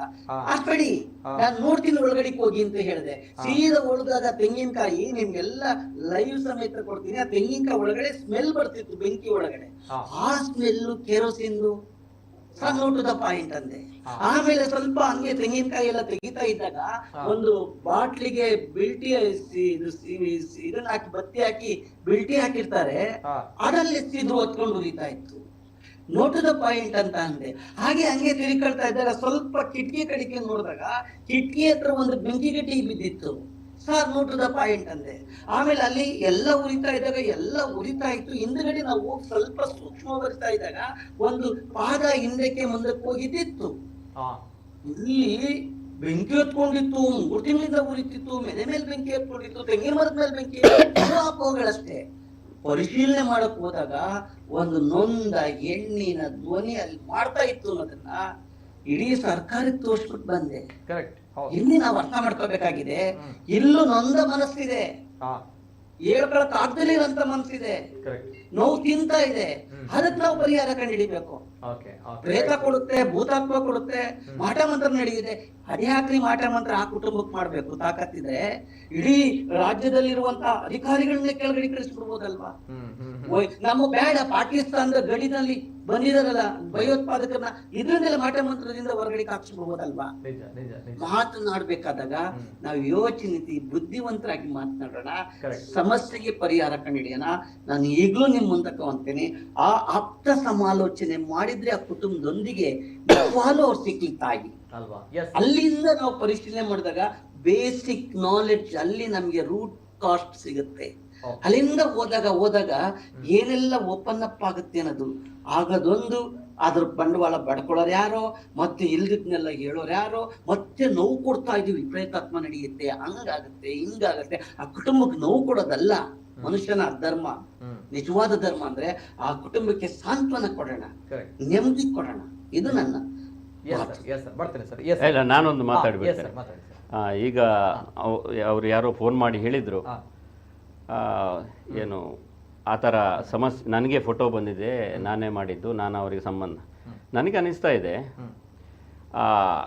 ಈಗ ಫೋನ್ ಮಾಡಿದ ಅಜಿತ್ ವಗ್ಗ ಎನ್ನುವಂಥ ಆ ವ್ಯಕ್ತಿಯನ್ನು ಒಂದು ತನಿಖೆ ಮಾಡಿದರೆ ಸತ್ಯ ಹೊರಗೆ ಬೀಳ್ತದೆ. ಯಾಕೇಳಿದ್ರೆ ಅಷ್ಟು ಸಿಟ್ಟು ಬರಬೇಕಾದ್ರೆ, ಮತ್ತು ನೇರವಾದ ಸಂಬಂಧ ಇದೆ ನನಗೆ ಆ ಕುಟುಂಬದೊಟ್ಟಿಗೆ ಅಂತ ಹೇಳಿದರೆ, ಏನೋ ಅದರ ಇದನ್ನೆಲ್ಲ ಕಡೆ ಹಬ್ಬಿಸುವಂಥ ವಿಚಾರದಲ್ಲೂ ಅವರು ಏನೋ ಇದ್ದಾರೆ ಅಂತ ನನಗೆ ಮೇಲ್ನೋಟಕ್ಕೆ ಗೊತ್ತಾಗ್ತದೆ. ಸೊ ಅವರ ಅಜಿತ್ ವಗ್ಗ ಎಂಬ ವ್ಯಕ್ತಿ ಮತ್ತು ಅವರ ಕುಟುಂಬದ ನಡುವೆ ಇರುವಂತಹ ಸಂಬಂಧ ಏನು, ಅಥವಾ ಅವರಿಗೆ ಮನೆಯವರಿಗೆ ಸಂಬಂಧ ಏನು, ಮತ್ತು ಅವರ ಸಾಂತ್ವನ, ಅವರ ಆ ಸಮಸ್ಯೆಗೆ ಇವರೇನಾದರೂ ಕಾರಣವಾ ಅಂದರೆ ಇದರ ಬಗ್ಗೆ ಒಂದು ತನಿಖೆ ಆಗಬೇಕು. ಯಾಕೆ ಹೇಳಿದರೆ ಇದು ಒಂದು ಮಾನಸಿಕ ಇದಕ್ಕೆ ಸಂಬಂಧಪಟ್ಟಂಥ ವಿಷಯ. ಅದನ್ನು ಮಂತ್ರದೇವತೆಯ ಜೊತೆ ಯಾರೋ ಕಲ್ಪಿಸ್ಕೊಳ್ತಾರೆ, ಆ ದೇವಿ ಮಂತ್ರದೇವತೆ ಇದನ್ನು ಜಾಯಿಂಟ್ ಮಾಡ್ತಾರೆ. ನಾವು ಅದನ್ನು ಜಾಯಿಂಟ್ ಮಾಡಿದ ತಕ್ಷಣ ಅದು ಅವರಿಗೊಂದು ಸೇಫ್ ಗಾರ್ಡ್. ಯಾಕೆ ಹೇಳಿದರೆ ಅವರ ಸಮಸ್ಯೆಯನ್ನು ಮುಚ್ಚಿಟ್ಕೊಂಡು ಎಲ್ಲರೂ ದೇವರ ಇದರ ಹಿಂದೆ ಹೋದಾಗ ಯಾರು ಮಾತಾಡೋದಿಲ್ಲ. ಅದನ್ನು ತುಂಬ ಸೇಫ್ ಗಾರ್ಡ್ ಆಗಿ ಬಳಸ್ಕೊಂಡು ಒಳಗಡೆ ಇರುವಂಥ ಏನು ಅವರ ವಿಚಾರಗಳನ್ನು ಮುಚ್ಚಿಡ್ತಾರೆ. ಆದರೆ ಇಂತಹ ಕೆಲವೊಂದು ವ್ಯಕ್ತಿಗಳು ಅದನ್ನು ವ್ಯವಸ್ಥಿತವಾಗಿ ಮಾಡ್ತಾರೆ. ಅಂದರೆ ಒಂದು ಹುಚ್ಚು ಒಂದು ಮನಸ್ಸಿನ ವ್ಯಕ್ತಿಗಳು ಅದಕ್ಕೆ ಸಪೋರ್ಟ್ ಮಾಡೋದ್ರಿಂದ ಈಗ ಅಲ್ಲಿ ನಿಜವಾದ ಸಮಸ್ಯೆ ಏನು ಅದಕ್ಕೆ ಪರಿಹಾರವನ್ನು ಕಂಡುಹುಡುಕುವ ಬದಲು ಅದನ್ನು ದೇವರ ಹೆಸರಲ್ಲಿಯೋ ಇದರ ಹೆಸರಲ್ಲೋ ಮುಚ್ಚಿಟ್ಟುಕೊಂಡು ಅದನ್ನೇ ಏನಾದರೂ ವಾಸ್ತವಿಕವಾಗಿ ಪರಿಹಾರ ಮಾಡಲಿಕ್ಕೆ ಹೊರಟಿದ್ದಾರೆ, ಪ್ರಯತ್ನ ಮಾಡಿದ್ದಾರೆ ಅಂತ ಹೇಳಿದರೆ ಅದನ್ನು ಖಂಡನೆ ಮಾಡುವಂಥದ್ದು ಅವರು ಮಾಡುವಂಥ ಆ ಕುಟುಂಬಕ್ಕೆ ಮಾಡುವಂಥ ಒಂದು ಅನ್ಯಾಯ. ಅಲ್ಲಿ ನಿಜವಾಗಿ ಏನು ನಡೀತಾ ಇದೆ, ನಮ್ಮ ಭಾರತ ದೇಶದಲ್ಲಿ ಸಮಸ್ಯೆ ಆದದ್ದೇ ಇಂಥ ವಿಚಾರಗಳಿಂದ. ಯಾಕೆ ಹೇಳಿದರೆ ಈಗ ದೇವರು ಖಂಡಿತ ನಾವು ನಂಬ್ತೇವೆ, ಏನು ಭೂತ ಆರಾಧನೆ ಇದು ಎಲ್ಲವನ್ನು ನಾವು ನಂಬ್ತೇವೆ. ಅದು ಆಚರಣೆಯ ಒಳಗಡೆ ಇದ್ರೆ ಸೀಮಿತ. ಅದನ್ನ ಲಾಭಕ್ಕಾಗಿ ಬಳಸ್ಕೊಂಡು ಅಥವಾ ತಮ್ಮ ಸ್ವಾರ್ಥಗಳಿಗಾಗಿ ಕಾಮ ವಾಂಛನೆಗಳಿಗಾಗಿ ಬಳಸ್ಕೊಂಡು ಈಗ ಅಂಥದ್ದು ತುಂಬ ಆಗಿದೆ. ಯಾವುದೋ ನಾನೊಂದು ಕಡೆ ನೋಡಿದೆ, ಕಾರವಾರದಲ್ಲಿ ಅದು ವೈರಲ್ ಆಗಿತ್ತು. ಒಬ್ಬಳು ಹುಡುಗಿ ನನಗೆ ಏನು ಮದುವೆ ಆಗಬೇಕು ಏನೋ ಬೇಕು ಅಂತ ಕೇಳ್ಕೊಂಡು ಬಂದಾಗ ಪಾತ್ರೆ ನಾನೇ ನಿನ್ನ ಅಂದರೆ ಮದುವೆ ಆಗ್ತೇನೆ ಅಂತ ಹೇಳಿ ಆ ಥರ ಮಾಡಿದ್ದು ಒಂದು ಇದು. ಅಂದರೆ ಇಂತಹ ವಾಂಛನೆಗಳಿಗೆ ಬಳಸ್ಕೊಳ್ಳುವಾಗ ನಾವು ದೈವವನ್ನು ಬೈಯುವುದಲ್ಲ, ಅದರೊಳಗೆ ಅದನ್ನು ಮಾಡಿದ ವ್ಯಕ್ತಿಯ ಬಗ್ಗೆ ಏನು ತಪ್ಪು ಮಾಡಿದಾನಂತೆ. ಇಲ್ಲೂ ಕೂಡ ಅಷ್ಟೇ, ಮಂತ್ರದೇವತೆಯನ್ನು ಏನು ಅವರು ಇರ್ಬೋದು, ಆರಾಧನೆ ವ್ಯವಸ್ಥೆಗಳು ಇರ್ತದೆ, ಮಾಡ್ಬೋದು. ಅದನ್ನು ಇದಕ್ಕೆ ತಳುಕು ಹಾಕ್ಕೊಂಡು ಅದನ್ನು ರಕ್ಷಣೆ ಕೊಡುವಂಥ ಕೆಲಸಗಳನ್ನು ಕೆಲವೊಮ್ಮೆ ಮಾಡ್ತಾರೆ. ಇದು ಸಮಸ್ಯೆ ಬೇರೆ. ಬೇಕಾದರೆ ಅವರು ಮಂತ್ರದೇವತೆಯನ್ನು ನಂಬುವುದು ಅವರ ಇಷ್ಟವಿಷ್ಟ. ಆದರೆ ಈ ಸಮಸ್ಯೆಯಿಂದಾಗಿ ಅದನ್ನು ನಂಬಿದ್ರು ಮಾಡ್ತಾ ಇದ್ದಾರೆ ಎನ್ನುವಂಥದ್ದನ್ನು ಅದೊಂದು ವ್ಯವಸ್ಥಿತವಾಗಿ ಮಾಡ್ತಾ ಇರುವಂಥ ಏನು ಕ್ರಮ. ಯಾಕಂದರೆ ನಾವು ದೈವಗಳನ್ನು ನಂಬ್ತೇವೆ, ದೈವಗಳ ಆರಾಧನೆ ಮಾಡ್ತೇವೆ. ಜನಪದ ನಾನು ಆಗಲೇ ಆರಂಭದಲ್ಲೇ ಸ್ಪಷ್ಟಪಡಿಸಿದ್ದೇನೆ, ಸಾಂಸ್ಕೃತಿಕವಾಗಿ ಧಾರ್ಮಿಕವಾಗಿ ಇಲ್ಲಿಯ ಜನಪದ ಆಚರಣೆಗಳು ಅದನ್ನು ನಾವು ಪ್ರಶ್ನೆ ಮಾಡೋದಿಲ್ಲ, ಅದನ್ನು ನಾವು ಆಚರಿಸ್ತೇವೆ. ಆದರೆ ಅದರ ನಂತರ ಹೊರಗಡೆ ಬಂದು ಈ ರೀತಿಯಾದಂಥ ಬೆಂಕಿ ಕೊಡುವಂಥದ್ದು ಏನು ಇಂಥದ್ದು ಸಾವಿರ ಪ್ರಕರಣ. ನಾನು ಒಂದು 10-25 ವರ್ಷಗಳಲ್ಲಿ ಅನೇಕ ಪ್ರಕರಣಗಳನ್ನು ನಾನು ವರದಿಗಾರನಾಗಿ ಅದನ್ನು ಭೇದಿಸಿದ್ದೇನೆ. ಅದು ಏನು ನಮ್ಮ ಸಮಾಜ ಒಪ್ಪಿಕೊಂಡಿದೆ. ಹಾಗಿರುವಾಗ ಇವರು ಈ ರೀತಿಯಾಗಿ ಒಂದು ಅಜಿತ್ ವಗ್ಗ ಎಂಬ ವ್ಯಕ್ತಿ ಒಂದು ಹುಚ್ಚರ ರೀತಿಯಲ್ಲಿ ಮಾತಾಡಿದ್ದನ್ನು ನಾನು ಅದನ್ನು ಖಂಡಿಸ್ತೇನೆ. ಅಂದರೆ ಅವರಿಗೆ ಅದನ್ನು ಆ ರೀತಿಯಾಗಿ ಏನು ಭಾವಿಸಬೇಕಾದ್ರೆ ಅದರ ಹಿಂದೆ ಅದರ ಷಡ್ಯಂತ್ರ ಏನೋ ಮಾಡಿರ್ಬೋದು ಅಂತ ನನಗೆ ಸಂಶಯ ಬರ್ತಾ ಇದೆ. ಎಸ್ ಡಾಕ್ಟರ್ ಮನೋವೈದ್ಯರು, ಈಗ ಹುಲಿಕಲ್ ನಟರಾಜ್ ಸರ್ ಹೇಳುವಂಥದ್ದು ವಿಚಾರ ಕೂಡ ಅದೇ, ಇದು ಮನಸ್ಸಿಗೆ ಸಂಬಂಧಪಟ್ಟಿರುವಂಥದ್ದು, mind set, all about mind set ಅನ್ನೋದು. ಸೊ ಹಾಗಿದ್ದಾಗ ಈ ಒಂದು ವಿಚಾರ ನೋಡಿದಾಗ ತಾವು ಕೂಡ ಗಮನಿಸ್ತಾ ಇದ್ರಿ, ಆ ಒಂದು ಉಸಿರು ತೆಗೆಯುವಂಥ ವಿಚಾರ ಇದೆಲ್ಲವೂ ಕೂಡ ನೋಡಿದಾಗ ಏನು ಹೇಳ್ತೀರಾ ಸರ್? ಫಸ್ಟ್ ಆಫ್ ಆಲ್ ಎಲ್ರಿಗೆ ನಮಸ್ಕಾರ. ನಾನು ಯಾರ ಭಾವನೆಗಳಿಗೆ ಸಹ ಬೇಸರ ಮಾಡುವಂಥ ವಿಚಾರ ನಾನು ಮಾತಾಡೋದಿಲ್ಲ. ನಮಗೂ ದೇವರ ಬಗ್ಗೆ ದೈವಗಳ ಬಗ್ಗೆ ನಂಬಿಕೆ ಇದೆ. ಆ ನಂಬಿಕೆ ಮೂಢನಂಬಿಕೆ ಆಗಬಾರ್ದು. ಅರ್ಥ ಆಯ್ತಲ್ವ? ಯಾಕಂದರೆ ಈ ಮಾನಸಿಕ ಕಾಯಿಲೆ ಎನ್ನುವಂಥದ್ದು ಬಾರ್ಡರಲ್ಲಿ ಉಂಟು. ಈಚೆ ಬಂದರೆ ವಿಜ್ಞಾನ, ಈಚೆ ಬಂದರೆ ಅಜ್ಞಾನ ಅಲ್ಲ, ಸೂಪರ್ ನ್ಯಾಚುರಲ್. ಅದರ ಬಗ್ಗೆ ಯಾರಿಗೂ ಪ್ರೂಫ್ ಇಲ್ಲ. ಆದರೆ ಏನಾಗ್ತಾ ಇದೆ ಅಂದರೆ ಕೆಲವೊಮ್ಮೆ ಇಂಥ ವಿಚಾರ, ಈಗ ನೋಡಿ ಉದಾಹರಣೆಗೆ ನಾನು ನನ್ನದೇ ಒಂದು ನಿದರ್ಶನ ಕೊಡ್ತೀನಿ. ನಾನು 3ನೇ ಕ್ಲಾಸಲ್ಲಿರುವಾಗ ಹುಡುಗ, ನನ್ನ ಗೆಳೆಯರೊಟ್ಟಿಗೆ ನಾನು ಫೈಟಿಂಗ್ ಮಾಡ್ಲಿಕ್ಕೆ ಶುರು ಮಾಡಿದೆ. ಆಯಿತಾ? ಅವನೊಟ್ಟಿಗೆ ಫೈಟಿಂಗ್ ಮಾಡಿ ನಾನು ಅವನಿಗೆ ಹೊಡಿಲಿಕ್ಕೆ ಶುರು ಮಾಡಿದೆ. 3ನೇ ಕ್ಲಾಸ್. ಈಗ ಸಹ ನನಗೆ ಅದು ಅಷ್ಟು ನೆನಪುಂಟು. ಹೊಡಿತಾ ಅವನು ನನಗಿಂತ ಸ್ವಲ್ಪ ತೆಳ್ಳಗಿದ್ದ, ಅವನಿಗೆ ವಿರೋಧ ಮಾಡಲಿಕ್ಕೆ ಆಗಲಿಲ್ಲ. ಹೊಡಿತಾ ಇದ್ದೆ. ಕೊನೆಗೆ ಒಂದೇ ಸಲಕ್ಕೆ ಅವನ ಮೇಲೆ ದೈವ ಬಂತು. ಬೊಬ್ಬೆ ಆಗ್ಲಿಕ್ಕೆ ಶುರು ಮಾಡಿದ, ನಾನು ಹೀಗೆ ನಾನು ಹಾಗೆ ಅಂತೇಳಿ. ಆಗ ನನಗೆ ಹೆದರಿಕೆ ಆಯ್ತು. ಆಗ ಸಣ್ಣವ ನಾನು ಹಿಂದೆ ಬಂದೆ. ಅದರ ಅರ್ಥ ಏನು ಅಂದರೆ ನೋಡಿ, ಅವನು ಬೇಕುಂತಲೇ ಮಾಡ್ತಾ ಇದ್ದಾನೆ ಅಂತ ಹೇಳೋದಲ್ಲ. ಒಮ್ಮೆ ಯಾವುದೇ ಒಂದು ಜನರು, ಈಗ ಸುಪ್ತ ಮನಸ್ಸು ಅಂತ ನಮ್ಮ ಹುಲಿಕಲ್ ನಟರಾಜ್ ಅವರು ಹೇಳಿದರು, ಅನ್ಕಾನ್ಷಿಯಸ್ ಮೈಂಡ್ ಅಂತ ಹೇಳಿ. ಏನಾಗುತ್ತೆ, ನಮ್ಮ ಮೈಂಡಲ್ಲಿ ಕಾನ್ಫ್ಲಿಕ್ಟ್ಸ್ ಆದಾಗ, ಒಂದು ವಿಚಾರಗಳು ನಮ್ಮ ಮನಸ್ಸಿನಲ್ಲಿ ಅದಕ್ಕೆ ಪರಿಹಾರ ಸಿಕ್ಕದೇ ಇದ್ದಾಗ ನಮ್ಮ ಸಬ್ಕಾನ್ಷಿಯಸ್ ಮೈಂಡಿಂದ ಕೆಲವೊಂದು ಡಿಫೆನ್ಸ್ ಮೆಕ್ಯಾನಿಸಮ್ಸ್ ಅಂತ ಹೊರಗೆ ಬರ್ತದೆ. ಆ ಡಿಫೆನ್ಸ್ ಮೆಕ್ಯಾನಿಸಮ್ ಏನು ಮಾಡ್ತದೆ, ನಮ್ಮ ಮೈಂಡನ್ನು ಪ್ರೊಟೆಕ್ಟ್ ಮಾಡಲಿಕ್ಕೋಸ್ಕರ ಬರೋದು. ಸೊ ಪೊಸೆಷನ್ ಅಟ್ಯಾಕ್ ಎನ್ನುವಂಥದ್ದು ಒಂದು ರೀತಿಯ ಡಿಫೆನ್ಸ್ ಮೆಕ್ಯಾನಿಸಮ್. ಸೊ ಒಬ್ಬ ಮನುಷ್ಯನಿಗೆ ದಾರಿ ಕಾಣ್ತಾ ಇಲ್ಲ, ಅವನಿಗೆ ಒಂದು ಪ್ರಾಬ್ಲಮ್ ಇಂದ ಹೊರಗೆ ಬರಲಿಕ್ಕೆ ದಾರಿ ಕಾಣ್ತಾ ಇಲ್ಲ.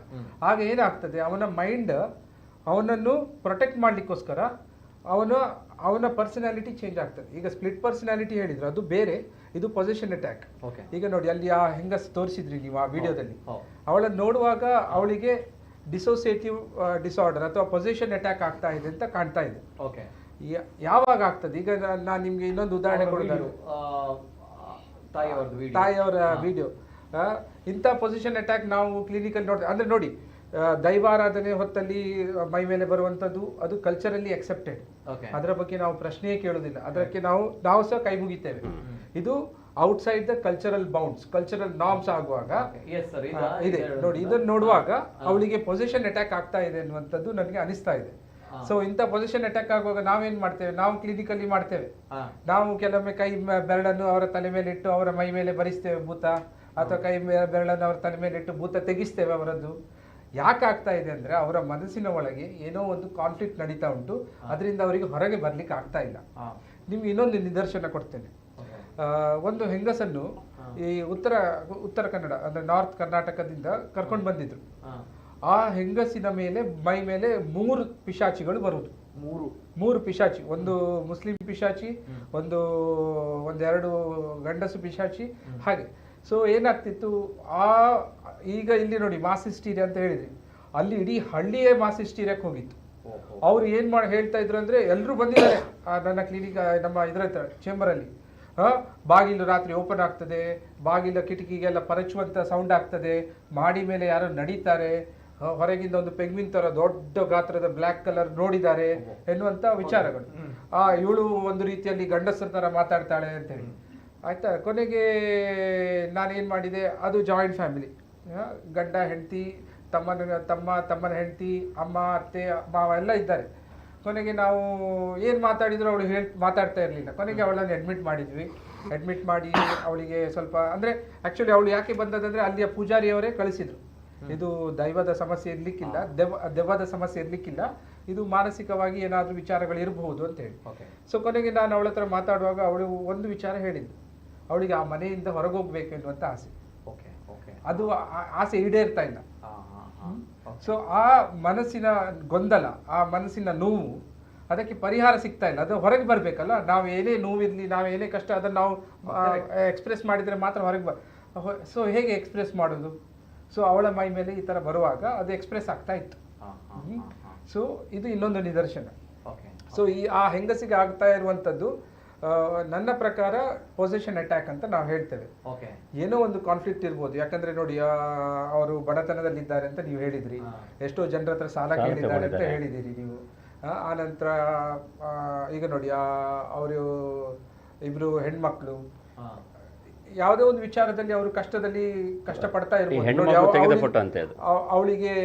ಅವರಿಗೆ ತಾಯಿಯವರಿಗೆ ಒಂದು ಕಣ್ಣಿನ ದೃಷ್ಟಿಯಲ್ಲೂ ಸಮಸ್ಯೆ ಇದ್ದಾಗ ಕಾಣ್ತಾ ಇದೆ.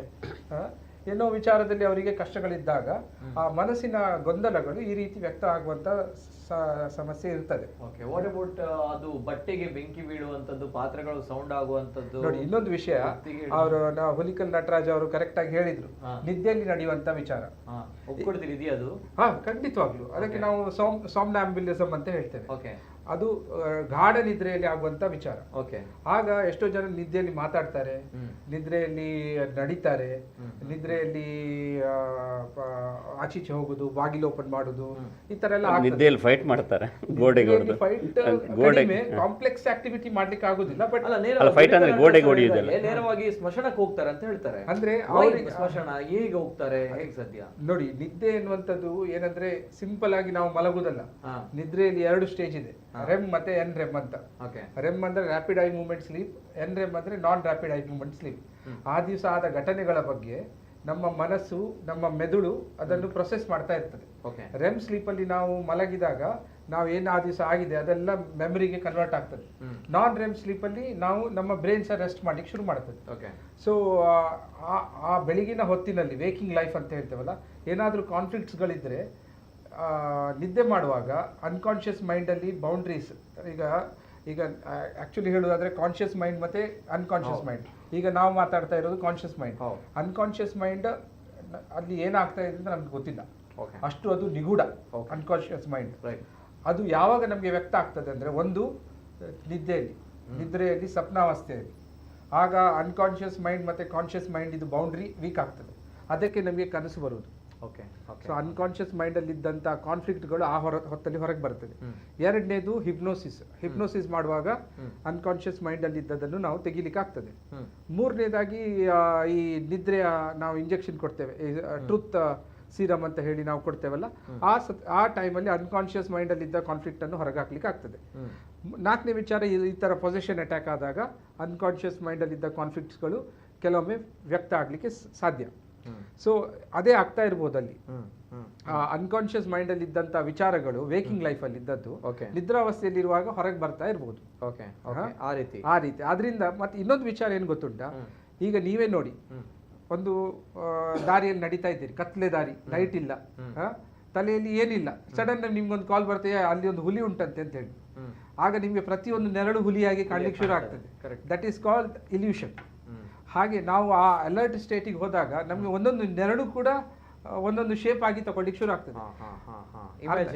ಇಮ್ಯಾಜಿನೇಷನ್ಗಿಂತ ಜಾಸ್ತಿ ಇಲ್ಯೂಷನ್, ನಮ್ಮ ಮೈಂಡ್ ಅದನ್ನು ನಿಜ ಮಾಡ್ತದೆ. ಈಗ ನಾವು ಎಷ್ಟು ಹಾವಾಗಿ ಕಾಣ್ತೀವಿ. ಈಗ ನೋಡಿ, ಈಗ ಸಿಂಪಲ್ ಆಗಿ ಮತ್ತೆ ಅಲ್ಲಿ ಮೊಬೈಲ್ ಅಲ್ಲಿ ಚಿತ್ರೀಕರಣ ಆದ ಫೋಟೋ ಇದೆಯಲ್ಲ ಸರ್, ಫೋಟೋವನ್ನ ಪ್ಲೇ ಮಾಡಿ ಒಂದ್ಸಲ ನೋಡಿ. ಆ ಫೋಟೋ ಪ್ಲೇ ಮಾಡುವಾಗ ಅದಕ್ಕೆ ನೀವು ಅದರ ತಾಂತ್ರಿಕ ಟೆಕ್ನಾಲಜಿ ಕೇಳಬೇಕು ನೋಡಿ. ಅದು ಏನು ಗೊತ್ತುಂಟಾ, ಈಗ AI ಇಂಟೆಲಿಜೆನ್ಸ್ ಅಲ್ಲಿ ನಿಮ್ಗೆ ಏನೂ ಮಾಡ್ಲಿಕ್ಕೆ ಆಗ್ತದೆ. ಬಟ್ ಸರ್ ಅವರು AI ಇಂಟೆಲಿಜೆನ್ಸ್ ನೀವು ಹೇಳ್ತೀರಲ್ಲ, ಅದು ಕ್ಯಾಮರಾದಲ್ಲಿ ಹುಡುಗರಿಗೆ ಇವತ್ತಿಗೆ AI ಬಗ್ಗೆ ನಿಮ್ಗಿಂತ ಜಾಸ್ತಿ ಗೊತ್ತಿಲ್ಲ. ಅಲ್ಲ, ಇನ್ನೊಂದು ಅವ್ರು ಹೇಳಿದಾಗ ನಾನು ಮಾತಾಡಿದಾಗ ನಾನು ರಿಪೋರ್ಟರ್ ನಮ್ಮ TV9 ಇದ್ದು ಅಶೋಕ್ ಅವರ ಹತ್ರ ಕೇಳಿದೆ. ಅದು ಅವ್ರು ಹೇಳಿದ್ರು ಅದು ಕ್ಯಾಮರಾ ಬಾಕ್ಸ್ ಅಲ್ಲಿ ಸ್ಟೋರೇಜ್ ಆಗಿರುವಂತದ್ದು, ಅಂದ್ರೆ ಕ್ಯಾಮರಾದಿಂದ ತೆಗೆದ ಫೋಟೋ ನಾನು ಚೆಕ್ ಮಾಡಿದೆ ಅಂತ ಹೇಳಿದ್ರು. ಸೊ ಅದನ್ನು ಒಂದು ಯಾವ ರೀತಿ ತೆಗೆದಿರ್ಬೋದು ಅಂತ ಒಂದು, ಅಂದ್ರೆ ಅವ್ರ ಅದರ ಲೈಬ್ರರಿ ಅಂತ ಹೇಳ್ತಾರಲ್ಲ ಕ್ಯಾಮರಾದ ಒಂದು ಮತ್ತೆ ಪಿಶಾಚಿ ಭೂತಗಳಿಗೆ ನಾವು ನೋಡಿದಾಗ ನಾನು ಬಹಳ ಸೂಕ್ಷ್ಮವಾಗಿ ಅಬ್ಸರ್ವ್ ಮಾಡಿದ್ದೀನಿ. ಆ ಕ್ಯಾಮ್ರಾ ತೆಗ್ದಿರೋರು ಅವರಲ್ಲ, ಕಾಣಿಸಿಲ್ಲ. ಅದು ಒಂದು ಪ್ಲೇ ಇಂದ ಸ್ಟೋರೇಜ್ ಆಗಿ ತೆಗ್ದಿರೋದು. ಅದ್ರಲ್ಲಿ ಫೆದರ್ ಅಂತ ಕರಿತೀವಿ, ಡಿಸ್ಯಾಚುರೇಟ್ ಅಂತ ಕರಿತೀವಿ.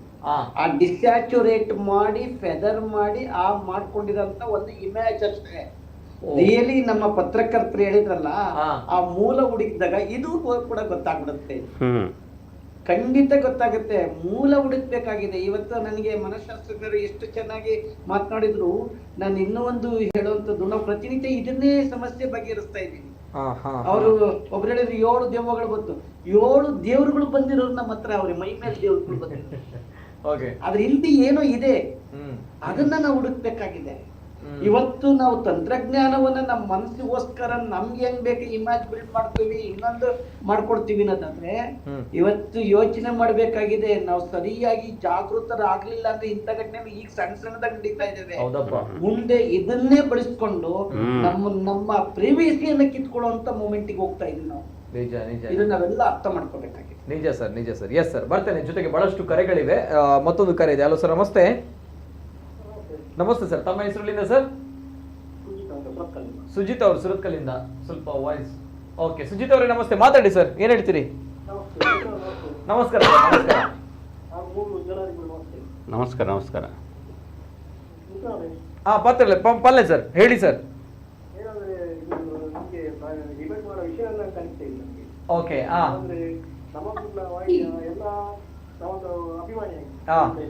ಓಕೆ. ಯಾಕಂದ್ರೆ ಎಲ್ಲ ನಾವು ಪ್ರತಿಯೊಂದು ಕಾರ್ಯಕ್ರಮ ಮಾಡ್ತೇವೆ. ಎಸ್. ಆದ್ರೆ ಇದೊಂದು ನಮ್ಗೆ ಡಿಪೆಂಡ್ ಮಾಡೋ ವಿಷಯ ಅಂತ. ಯಾಕಂದ್ರೆ ಇದೆಲ್ಲ ಸಹಜ ನಮ್ಮ ತುಳುನಾಡಿನಲ್ಲಿ ಆಗ್ತದೆ, ಹೋಗ್ತದೆ, ಸಹಜ. ಇದು ತುಳುನಾಡಲ್ಲ, ನಮ್ಮ ತುಳುನಾಡಲ್ಲಿ ವಿಚಾರ ತುಂಬಾ ಆಗ್ತದೆ. ಓಕೆ, ಆ ರೀತಿ ಹೇಳ್ತೀರಿ? ಓಕೆ, ಆ ರೀತಿ ಹೇಳ್ತೀರಿ. ಸುಜಿತ್ ಅವರೇ ತಾವು ತುಳುನಾಡಿನವರೇ ಅಲ್ವಾ? ನಮ್ಗೆ ತುಳುನಾಡಿನ ಮೇಲೆ ತಮ್ಗೆ ಗೌರವ ಇದೆ, ನಮ್ಮ ಚಾನೆಲ್ ಮೇಲೆ ನಮ್ಗಳ ಮೇಲೆ ತಮ್ಗೆ ಗೌರವ ಇದೆ ಅಲ್ವಾ? ಹೌದು. Yes, thank you sir, thank you. ತಮ್ಮ ಅಭಿಮಾನಕ್ಕೆ ಅನಂತ ಧನ್ಯವಾದಗಳು. Thank you so much for that. ಇಲ್ಲ, ಥ್ಯಾಂಕ್ ಯು ಸೋ ಮಚ್ ನಿಮ್ಮ ಅಭಿಮಾನಕ್ಕೆ. ಅಂತ ಒಂದು ವಿಚಾರ ಅಲ್ಲ, ಬರ್ತೀನಿ. ನೀವು ಮಾತಾಡಿದ್ರೆ ನಾನು ಕೇಳಿದೆ ಸರ್. ನಾನು ಮಾತಾಡುವಾಗ ನೀವು ಸ್ವಲ್ಪ ಕೇಳ್ಬೇಕು ಸರ್. ನೋಡಿ, ಈಗ ನೋಡಿ, ಯಾವುದೇ ಚಾನೆಲ್ಗಳನ್ನ, ಸ್ಟೇಟ್ ಚಾನೆಲ್ಗಳನ್ನ ತೆಗೆದುಕೊಂಡು ನೋಡಿ. ಈಗ ನೋಡಿದಾಗ ಇವತ್ತಿನ ಟ್ರೆಂಡಿಂಗ್ ವಿಷಯ ಏನಂತ ಹೇಳಿದ್ರೆ, ಕರಾವಳಿಯಲ್ಲಿ, ತುಳುನಾಡಿನಲ್ಲಿ ಮಾಟ, ಮಂತ್ರ, ಭೂತ, ಪ್ರೇತದ ಕಾಟ ಅಂತ ಹೇಳಿ. ಓಕೆ, ಮೊನ್ನೆಯಿಂದ ನಾವು ನೋಡ್ತಾ ಇದ್ವಿ ನಮ್ಮ ಕರಾವಳಿಯಲ್ಲಿ ಏನಿತ್ತು ಅಂತ ಹೇಳಿದ್ರೆ ಪ್ರೇತ ಉಚ್ಚಾಟನೆಗಳು, ಜೊತೆಗೆ ಪ್ರೇತ, ಭೂತ ಇದೆಲ್ಲವೂ ಕೂಡ ಕಂಡು ಬರ್ತಾ ಇದೆ. ಇದನ್ನೇ ಸ್ಟೇಟ್ ಚಾನೆಲ್ಗಳು ಬಹಳಷ್ಟು ತೋರಿಸ್ತಾ ಇದೆ. ಸೊ ಹಾಗಿದ್ದಾಗ ನಿಖುಲ್ದಾಯ ತೂಪ ಅವರೊಂದು ಕೇಳಿದ ಪ್ರಶ್ನೆ ಉಂಡಿರಡ ಅಂಡ್ ನಾನು ಹೇಳ್ತೀನಿ ಯಾಕೆ ತೋರಿಸ್ತಾ ಇದೀವಿ ಅಂತ ಬಂದಾಗ, ನಾವುಗಳಲ್ಲಿ ವಿಚಾರ ವಿಮರ್ಶೆ ಮಾಡ್ತಾ ಇದೀವಿ. ಇಲ್ಲಿ ಹುಲಿಕಲ್ ನಟರಾಜ್ ಅವರಿದ್ದಾರೆ, ಮನೋವೈದ್ಯರಿದ್ದಾರೆ, ಹಿರಿಯ ಪತ್ರಕರ್ತರಿದ್ದಾರೆ, ಅದೆಷ್ಟು ಪ್ರಕರಣಗಳನ್ನ ನೋಡಿದವರು. ಯಾಕಂತ ಬಂದಾಗ ನಮ್ಮ ತುಳುನಾಡಿಗೆ ಇಂತಹ ಪಟ್ಟ ಬೇಡ, ನಮ್ಮ ಕರಾವಳಿ ಭಾಗಕ್ಕೆ ಇಂತಹ ಪಟ್ಟ ಬೇಡ. ಓಕೆ, ನೀವು ಹೇಳ್ತೀರಿ ದಾಯ ತೂಪ ಒಂದಿಲ್ಲ, ಯಾಕೆ ತೋರಿಸ್ತಾ ಇದೀರಿ ಅನ್ನುವಂಥದ್ದು. ನಾವು ತೋರಿಸ್ತಾ ಇಲ್ಲದಿದ್ರೆ, ನಾವು ಈ ಚರ್ಚೆನ ಮಾಡ್ತಾ ಇಲ್ಲದಿದ್ರೆ, ಆ ಭಾಗದಲ್ಲಿ ಆ ಪಾಪ ಬಡ ಕುಟುಂಬಕ್ಕೆ ಈ ಸಮಸ್ಯೆ ಬಗೆಹರಿಲಿಕ್ಕೆ ಸಾಧ್ಯವೇ ಇಲ್ಲ. ಓಕೆ, ವೇಟ್ ನಾನು ಹೇಳ್ತೇನೆ. ಆ ಬಡ ಕುಟುಂಬ 1 ವರ್ಷದಿಂದ ಕಷ್ಟ ಪಡ್ತಾ ಇದೆ ಅಂತ ಹೇಳಿ ಹೇಳ್ತಾ ಇದ್ದಾರೆ. ಆ ಭಾಗದವರು 3 ತಿಂಗಳಿಂದ ಈ ಸಮಸ್ಯೆ ಇದೆ ಅಂತ ಹೇಳ್ತಾ ಇದ್ದಾರೆ. ನೀವು ಹೇಳ್ತಾ ಇದ್ದೀರಾ ಇದನ್ನ ಚರ್ಚೆ ಮಾಡಬಾರ್ದು ಅಂತ ಹೇಳ್ತಾ ಇದ್ದೀರಾ. ಹಾಗಾದ್ರೆ ಆ ಕುಟುಂಬವನ್ನು ಅದೇ ರೀತಿ ಬಿಟ್ಟು ಬಿಡ್ಬೇಕಾ? ಆ ಸಮಸ್ಯೆ ಬಗೆಹರಿಯುವಂತದ್ದು ಬೇಡವಾ? ಹುಲಿಕಲ್ ನಟರಾಜ್ ಅವರು ಇಂತ ಎಷ್ಟೋ ಜನರು ಮೈಯಲ್ಲಿ ಬಂದವರನ್ನ ನಿಲ್ಲಿಸಿದ್ದಾರೆ, ಆ ಸಮಸ್ಯೆನ ಬಗೆಹರಿಸಿದ್ದಾರೆ. ಆ ಬದುಕು ಒಂದು ನೆಮ್ಮದಿಯಿಂದ ಉತ್ಸಾಹದಿಂದ ಬದುಕು ಕೊಟ್ಟಿದ್ದಾರೆ ದೇವರು. ಆ ಬದುಕನ್ನ ಬದುಕ್ತಾ ಇದೆ ಆ ಬದುಕುಗಳ ಆ ಮನಸ್ಸುಗಳು. ಆ ರೀತಿಯ ಸಮಸ್ಯೆ ಇದ್ದಂತಹ ಈ ಒಂದು ಮನೆ ಏನಿದೆ ನೋಡಿ, ಬೆಳ್ತಂಗಡಿಯ ಮಾಲಾಡಿಯ ಮನೆ, ಆ ತಾಯಿ, ಆ ಮಕ್ಕಳು, ಆ ಅವರ ಯಜಮಾನರು, ಮನೆಯ ಯಜಮಾನರು ಬದುಕುವಂಥದ್ದು ಬೇಡವಾ ನೆಮ್ಮದಿಯಾಗಿ? ಈ ಸಮಸ್ಯೆಗಳಿಗೆ ಪರಿಹಾರ ಆಗುವಂಥದ್ದು ಬೇಡವಾ? ಯಾವ ಪರಿಹಾರ ಆಗೋದು ಬೇಡವಾ? ಹಾಗಾದ್ರೆ ಇದು ಸಮಸ್ಯೆ ಅಲ್ವಾ? ಹಾಗಾದ್ರೆ ಬದುಕಲಿಕ್ಕೆ ಹಕ್ಕಿಲ್ವಾ ಅವರಿಗೆ ಭೂಮಿ ಮೇಲೆ? ಅದೇ ಸರ್, ಅದನ್ನೇ ಹೇಳುವಂತದ್ದು. ನೀವ್ ಹೇಳ್ತೀರಿ ಚರ್ಚೆ ಮಾಡೋದು ತಪ್ಪು ಅಂತ ಹೇಳ್ತೀರಿ ಸರ್. ಸರಿ ಅಲ್ವಾ ಸರ್? ನಾನು ಹೇಳಿದ್ರೆ ತಪ್ಪಿದೆಯಾ? ನಾವು ಇಲ್ಲಿ ಎಲ್ಲೂ ಕೂಡ ನಮ್ಮ ತುಳುನಾಡಿಗೆ, ನಮ್ಮ ಕರಾವಳಿ ಭಾಗಕ್ಕೆ ಈ ರೀತಿ ಇದೆ ಆ ರೀತಿ ಇದೆ ಅಂತ ನಾವು ತಮಾಷೆ ಮಾಡಿಲ್ಲ. ಅದೇ ಅದಕ್ಕೋಸ್ಕರ ಈ ಮಾತು ನೋಡಿ, ಈ ಚರ್ಚೆನ ನೋಡಿ. ಆದ್ರೂ ಈಗ ಇವಾಗ ಒಂದು ಒಳ್ಳೆ ಮಾತು ಕೌನ್ಸಿಲಿಂಗ್ ಮಾಡಿ, ಈಗ ಪಾಯಿಂಟಿಗೆ ನಂಬಿಕೆಗಳ ವಿರೋಧಿಗಳಲ್ಲ, ಎಲ್ಲರೂ ನೋಟ್ ಮಾಡ್ತಾರೆ. ಮೂಲ ನಂಬಿಕೆಗಳ ವಿರೋಧಿಗಳಲ್ಲ. ಇನ್ನೊಂದು ವಿಷಯ ಏನು ಗೊತ್ತು, ನಂಬಿಕೆಗಳ ವಿರೋಧ, ಫಾರ್ವರ್ಡ್ಗಳು ಬಂದಾಗ ಆಚರಣೆಗಳ ವಿರೋಧಿಗಳು ಅಲ್ಲ, ಧರ್ಮದ ವಿರೋಧಿಗಳು ಅಲ್ಲ. ಮನಸ್ಸಿನ ಮೇಲೆ ಉಂಟಾಗುತ್ತಿರುವ ಇಂತಹ ನೋವುಗಳನ್ನ ನಿಜವಾಗಲೂ ಅರ್ತು ಅವ್ರಿಗೊಂದಿಷ್ಟು ಸಾಂತ್ವನದ ನುಡಿ ಕೊಟ್ಟು ನಮ್ಮಂತ ಈ ಪ್ರಜಾಪ್ರಭುತ್ವದಲ್ಲಿ ಅವ್ರಿಗೂ ಕೂಡ ಬದುಕೋಕೆ ಕೊಟ್ಟಿವಲ್ಲ, ಅದು ನಿಜವಾದ ಧರ್ಮ. ನಿಜ ಸರ್, 100ಕ್ಕೆ ಹಾಗೆ ಬಿಟ್ಕೊಂಡೆ ನಾವು ಬದುಕಲಿ, ನಾವು ಹಾಗೆ ಬಿಟ್ಕೊಳ್ತಾ ಹೋದ್ರೆ ಆ ಕುಟುಂಬ ಇಡೀ ಜರ್ಜರಿತ ಆಗ್ಬೇಕು. ಕುಟುಂಬ ಸತ್ಯದಿಂದ ಹೊರಗಡೆಗೆ ಬರೋದ್ ಬೇಡವಾ? ಹೊರಗಡೆಗೆ ಬರೋದ್ ಬೇಡವಾ? ನೋಡಿ, ಆಚರಣೆಗಳಾಗಿರ್ಲಿ, ಆ ಆಚರಣೆಗಳು ಸಮಾಜಕ್ಕೆ ಕಂಟಕಗಳಾಗುವಂತ ಆಚರಣೆಗಳ ವಿರುದ್ಧ ನಾವು ಮಾತನಾಡ್ತಾ ಇದ್ದೀವಿ. ಎಲ್ಲರೂ ಯೋಚನೆ ಮಾಡಿ, ಮೂಲಾಚರಣೆಗಳಿರ್ಲಿ, ಮೂಢಾಚರಣೆಗಳು ಬೇಡ. ನಂಬಿಕೆಗಳಿರ್ಲಿ, ಅಪನಂಬಿಕೆಗಳು ಬೇಡ. ಆಚರಣೆಗಳಿರ್ಲಿ, ಮೂಢಾಚರಣೆಗಳು ಬೇಡ. ದೇವರು, ಧರ್ಮ ಎಲ್ಲವೂ ಇರಲಿ. ಮನುಷ್ಯನ ಮನಸ್ಸಿಗೆ ನೆಮ್ಮದಿ, ಶಾಂತಿ ಕೊಡುವ ಅದ್ಯಾವುದೇ ದೇವರಾಗಿರ್ಲಿ, ಅದ್ಯಾವುದೇ ಧರ್ಮ ಆಗಿರ್ಲಿ, ಅದ್ಯಾವುದೇ ಜಾತಿ ಆಗಿರ್ಲಿ, ಎಲ್ಲವನ್ನೂ ಸ್ವೀಕರಿಸೋಣ. ನಮ್ಮ ದೇಶ ಬಹು ಜಾತಿಯ, ಬಹು ಧರ್ಮದ, ಬಹು ಸಂಸ್ಕೃತಿಯ ದೇಶ. ಇದನ್ನ ಅರ್ಥ ಮಾಡ್ಕೊಂಡು ಬನ್ನಿ, ಸೂಕ್ತ ಪರಿಹಾರ ಕೊಡೋಣ. ಕರೆಕ್ಟ್ ಸರ್, ಕರೆಕ್ಟ್, 100ಕ್ಕೆ 100 ಸರ್. ಎಸ್, ಇದನ್ನೇ ಹೇಳ್ತಾ ಇರುವಂತ. ಎಸ್ ಸರ್, ಸುಜಿತ್ ಅವರೇ ಮಾತಾಡಿ ಸರ್. ಏನೋ ಪ್ರಶ್ನೆ ಇದೆಯಾ ಬೇರೆ? ಯಾವುದು?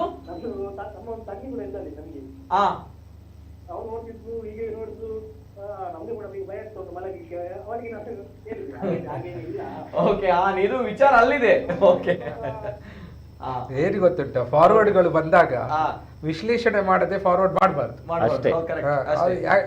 Most of the problem social ಮೀಡಿಯಾದಲ್ಲಿ ಇದೇ ಆಗ್ತಾ ಇರೋದು. ಒಂದು ಫಾರ್ವರ್ಡ್ ಬಂತ ಚೆನ್ನಾಗಿದೆ, ಒಂದು 20 ಜನರಿಗೆ ಕಳಿಸೋದು, ಮತ್ತೆ ನೋಡಿದ್ರೆ ಅದು ಫೇಕ್. ನನ್ನ ಒಂದು ಮಾತು ಏನ್ ಗೊತ್ತಾ, ಇವತ್ತು ನಾವು ಡ್ರಿಂಕ್ಸ್ಗೆ ಅಡಿಕ್ಷನ್ ಆಗಿದ್ರೆ, ಆಲ್ಕೋಹಾಲ್ಗೆ ಅಡಿಕ್ಷನ್ ಆಗಿದ್ರೆ ಅದರೊಳಗೆ ಬರ್ಬೋದು, ಬಿಡುಗಡೆ ಆಗ್ಬೋದು. ಇವತ್ತು ಆಲ್ಕೋಹಾಲ್ಗಿಂತ, ಮೌಢ್ಯತೆಗಿಂತ ಅತಿ ಹೆಚ್ಚು ಅಡಿಕ್ಷನ್ಗೆ ತುತ್ತಾಗ್ತಾ ಇರೋದು ಸೋಷಿಯಲ್ ಮೀಡಿಯಾ. ಸೋಷಿಯಲ್ ಮೀಡಿಯಾದಲ್ಲಿ ಪ್ರತಿಯೊಬ್ಬರ ಕೈಲೂ ಕೀ ಇದೆ, ಬಟನ್ ಇದೆ ಅಂತ ಹೇಳಿ ಏನ್ ಬೇಕಾದ್ರೂ ಹಾಕಿ ಮನುಷ್ಯನ ಮನಸ್ಸಿನ ಮೇಲೆ ಕ್ಷುಲ್ಲಕ ಪರಿಣಾಮ ಬೀರ್ತಾ ಇದೆ. ನಾವು ಮಾನಸಿಕ ಖಿನ್ನತೆಗೆ ಒಳಗಾಗ್ತಾ ಇದೀವಿ ಈ ಸೋಷಿಯಲ್ ಮೀಡಿಯಾಗಳಿಂದ. ಇದ್ರ ಬಗ್ಗೆ ಸರ್ಕಾರ ಗಮನ ಹರಿಸಬೇಕಾಗಿದೆ. ಇವತ್ತು ಮೀಡಿಯಾದಲ್ಲಿ ಕೂತ್ಕೊಂಡು ಪ್ರತಿಯೊಂದು ಒಂದೊಂದು ಮೀಡಿಯಾದಲ್ಲಿ ಒಂದೊಂದು ಸೋಷಿಯಲ್ ಸ್ಟೇಜ್ಗಳಲ್ಲಿ ವಾಮಾಚಾರ, ಮಾಟ, ಮಂತ್ರ ನಡೆಯುತ್ತೆ, ಅಲ್ಲಾಗುತ್ತೆ. ಇವತ್ತು ರಾತ್ರಿ ಬೆಳಿಗ್ಗೆ ದೇವರಾಗಿದ್ದಾರೆ, ಜನ್ನೆ ಕಳ್ಳ ಆಗಿದ್ದಾನೆ, ಇವತ್ತು ದೇವರು ಸ್ವಾಮೀಜಿ ಆಗ್ತಾನೆ. ಮೊನ್ನೆ ಇನ್ನೇನು ಆಗಿದ್ದನು ಜೈಲಿನಿಂದ ಬಂದಿರೋ ಹೊರಗಡೆಗೆ ಹಾಕ್ತಾರೆ, ದೊಡ್ಡ ದೊಡ್ಡ ಪಟ್ಟಗಳನ್ನ ಕಟ್ಕೋತಾರೆ. ನಾವು ವಿದ್ಯಾವಂತರಾಗಬೇಕು ಅಂದ್ರೆ 1ನೇ ಕ್ಲಾಸಿಂದ 15ನೇ ಕ್ಲಾಸ್ ತನಕ ಓದ್ಬೇಕಾದಾಗ ಎಷ್ಟು ವರ್ಷ ಕಷ್ಟ ಬಿದ್ದಿದ್ದೀವಿ ಅನ್ನೋದ್ರ ಬಗ್ಗೆ ಪ್ರಶಸ್ತಿ ತಗೋಬೇಕಾದ್ರೆ ಎಷ್ಟು ಕಷ್ಟ ಬಿದ್ದಿದ್ದೀವಿ ಅನ್ನೋದು ಬೇಕು. ಇವತ್ತು ಬೆಳಗ್ಗೆದ್ರೆ ಪಟ್ಟಗಳು, ಜಗದ್ಗುರುಗಳು, ಸ್ವಾಮೀಜಿಗಳು, ದೇವಾಂಶ ಸಂಬೂಧ, ಎಲ್ಲ ಯಾಕೆ ಹಿಂಗಾಗ್ತಾ ಇದೆ? ನಮ್ಮ ಸೋಷಿಯಲ್ ಮೀಡಿಯಾ, ವಿಜ್ಞಾನದ ಸಲಕರಣೆಗಳು, ತಂತ್ರಜ್ಞಾನ ಹೆಚ್ಚಾದಷ್ಟು ಮನುಷ್ಯನ ಮನಸ್ಸು ಔಟ್ಡೇಟೆಡ್ ಆಗ್ತಾ ಇದೆ. ನಾವು ಇನ್ನೂ ಅಲ್ಲೇ ಇದ್ದೀವಿ, ಹೊರಗಡೆ ಬನ್ನಿ, ತಿಳ್ಕೊಳ್ಳಿ. ನಿಜ ಬರ್ತೇನೆ ಸರ್. ಜೊತೆಗೆ ಬಹಳಷ್ಟು ಸುಜಿತ್ ಅವರು ಬೇರೆ ಪ್ರಶ್ನೆ ಏನಲ್ಲ. ಓಕೆ, ಆ ಒಂದು ವಿಚಾರ ಅದಕ್ಕೋಸ್ಕರ ನಾವು ಚರ್ಚೆ ಮಾಡ್ತಾ ಇದ್ವಿ. ಅಂದ್ರೆ ಅದಕ್ಕೊಂದು ಏನು ತಾರ್ಕಿಕ ಅಂತ್ಯ ಬೇಕು, ಅದಕ್ಕೆ ಸಂಕ್ಷಿಪ್ತ ಅಂತ್ಯ ಬೇಕಾಗಿದೆ. ಮಾಸ್ ಹಿಸ್ಟೀರಿಯಾ ಆಗ್ಬಾರ್ದು. ಎಸ್, ಅದೇ. ಯಾಕಂದ್ರೆ ಇಲ್ಲಿ ಬಂದಾಗ ಬಹಳಷ್ಟು ಇಂಥದೆಲ್ಲ ಆಗ್ತಾ ಹೋಗುತ್ತೆ ಅಂತ ಬಂದಾಗ ಅವು ಬೇತಾರ್ಥ ಕೊರ್ಪುಂಡು ನಮ್ಮ ಕರಾವಳಿ ಬಗ್ಗೆ ಅವನ್ ಬೋಂದು ನನಗ ಬಾರಿ ಬೇತಾರ್ಥ ಕೊರ್ಪುಂಡು. ಸೊ ದಟ್ಸ್ ವೈ ಬಹಳಷ್ಟು ಜನರು ಇಲ್ಲಿ ಸೋಷಿಯಲ್ ಮೀಡಿಯಾದಲ್ಲಿ ಕಮೆಂಟ್ಸ್ ಅನ್ನು ಕೂಡ ಹಾಕ್ತಾ ಇದ್ದಾರೆ. ಒಳ್ಳೆಯ ಕಾರ್ಯಕ್ರಮ, ಜೈ ನಮಕುಡ್ಲ ಚಾನಲ್ ಅಂತ ಹೇಳಿ, ನೈಸ್ ಡಿಸ್ಕಷನ್ ಅಂತ ಹೇಳಿ. ಸೊ ಇದರಿಂದ ಮಾಹಿತಿ ಸಿಗುತ್ತೆ, ಅವೇರ್ನೆಸ್ ಸಿಗುತ್ತೆ ಅಂತ ಹೇಳಿ ಬಹಳಷ್ಟು ನೋಡುವವರು ಕೂಡ ಇದ್ದಾರೆ. ಕೆಲವರಿಗೆ ಒಬ್ರು ಕೂಡ ಅವರು ಬಹಳಷ್ಟು ಹಾರ್ಶ್ ಆಗಿ ಮಾತಾಡಿದ್ರು, ಅವರು ಅದರಲ್ಲಿ ಪಾಲ್ಗೊಂಡವರು, ಇದರಲ್ಲೇ ಅಂದ್ರೆ ಫೋಟೋ ಕಳಿಸಿದವರು ಅವರೇ ಅಂತ ಎಲ್ರಿಗೂ. ಸೊ ಅವರ ಬಗ್ಗೆ ತನಿಖೆ ಮಾಡಿದ್ರೆ ಪತ್ರಕರ್ತರಿಗೆ ನಾನು ಮನವಿ ಮಾಡ್ಕೊಳ್ತೀನಿ, ಅವ್ರು ಮಾತಾಡ್ಲಿ ಜೊತೆಗೆ, ಯಾಕೆಂದ್ರೆ ಅವ್ರು ಮಾತಾಡೋ ಹಕ್ಕಿದೆ. ಅವರ ಮನಸ್ಥಿತಿ ನಮ್ಗೆ ಅರ್ಥ ಆಗಿದೆ, ಇದನ್ನ ಅರ್ಥ ಮಾಡ್ಕೊಳ್ಳೋಣ. ಅವರ ಮನಸ್ಥಿತಿ ಮತ್ತು ಸ್ವಾರ್ಥದ ಸ್ಥಿತಿ ನಮ್ಗೆ ಅರ್ಥ ಆಗಿದೆ. ಬೈಯೋದು ಬೇಡ, ಅವರ ಮನಸ್ಥಿತಿ ಹಂಗಿದೆ, ನಾವು ಪ್ರಜ್ಞಾವಂತರಾಗೋಣ. ಅವನ ಮನಸ್ಥಿತಿಯನ್ನ ಈಗ ಬದಲಾವಣೆ ಮಾಡೋಣ. ನಾನು ಈಗ ಈ ಚಾನಲ್ ಮುಖಾಂತರ ಎಲ್ಲಾ ಪ್ರಜ್ಞಾವಂತ ಮನಸ್ಸುಗಳಿಗೆ ಪ್ರಾರ್ಥಿಸ್ಕೊಳ್ತೇನೆ, ಈ ವಿಷಯದ ಬಗ್ಗೆ ನಿಜವಾದ ಪ್ರಶ್ನೆ ಕೇಳಿ, ಕರೆಕ್ಟ್, ಸರಿಯಾದ ಪ್ರಶ್ನೆ ಕೇಳಿ. ಸರಿ, ನಿಜ. ನೋವಾದ್ರೂ ಯಾವ್ದಕ್ ನೋವಾಗುತ್ತೆ ಅಂತಲ್ಲ, ಅದಕ್ಕೆ ಒಂದು ಸೂಕ್ತ ಪರಿಹಾರ. 3 ಜನ ನೋಡಿ, ಪತ್ರಕರ್ತ, ಈ ಜಗತ್ತಿನ ಕಣ್ಣಿದೆ, ಮನಃಶಾಸ್ತ್ರಜ್ಞರಿದ್ದಾರೆ, ನಾನೊಂದಿಷ್ಟು ಸ್ವಲ್ಪ ತಿಳಿದಂತಹ ಅಲ್ಪಜ್ಞಾನಿ, ಮನಃಶಾಸ್ತ್ರವನ್ನ ಓದ್ಕೊಂಡು ಒಂದಿಷ್ಟು ಸೈಂಟಿಫಿಕ್ ಬೇಸ್ ನಲ್ಲಿ ಅಲ್ಪಜ್ಞಾನಿ ಅಂತ ಹೇಳ್ತಾ ಇದ್ದೀನಿ, ಮಾತನಾಡ್ತೀನಿ. ಅನುಭವ ಜಾಸ್ತಿ ಉಂಟು, ಸತ್ಯಾನ್ವೇಷಣೆ ಮಾಡೋಣ. Okay, beautiful sir. Yes sir, ಬರ್ತೇನೆ. ಮತ್ತೊಂದು ಕರೆ ಇದೆ. ಹಲೋ ಸರ್, ನಮಸ್ತೆ. ನಮಸ್ತೆ, ನಾನು ಲಕ್ಷ್ಮೀಕಾಂತ್ ಕೊಟ್ಟಾರ ಚೌಕಿ. ಲಕ್ಷ್ಮೀಕಾಂತ್ ಅವರು, ನಮಸ್ತೆ ಸರ್, ಮಾತಾಡಿ ಸರ್, ಏನ್ ಹೇಳ್ತೀರಿ? ಇವತ್ತಿನ ಕಾರ್ಯಕ್ರಮಕ್ಕೆ ನೀವು ಹುಲಿ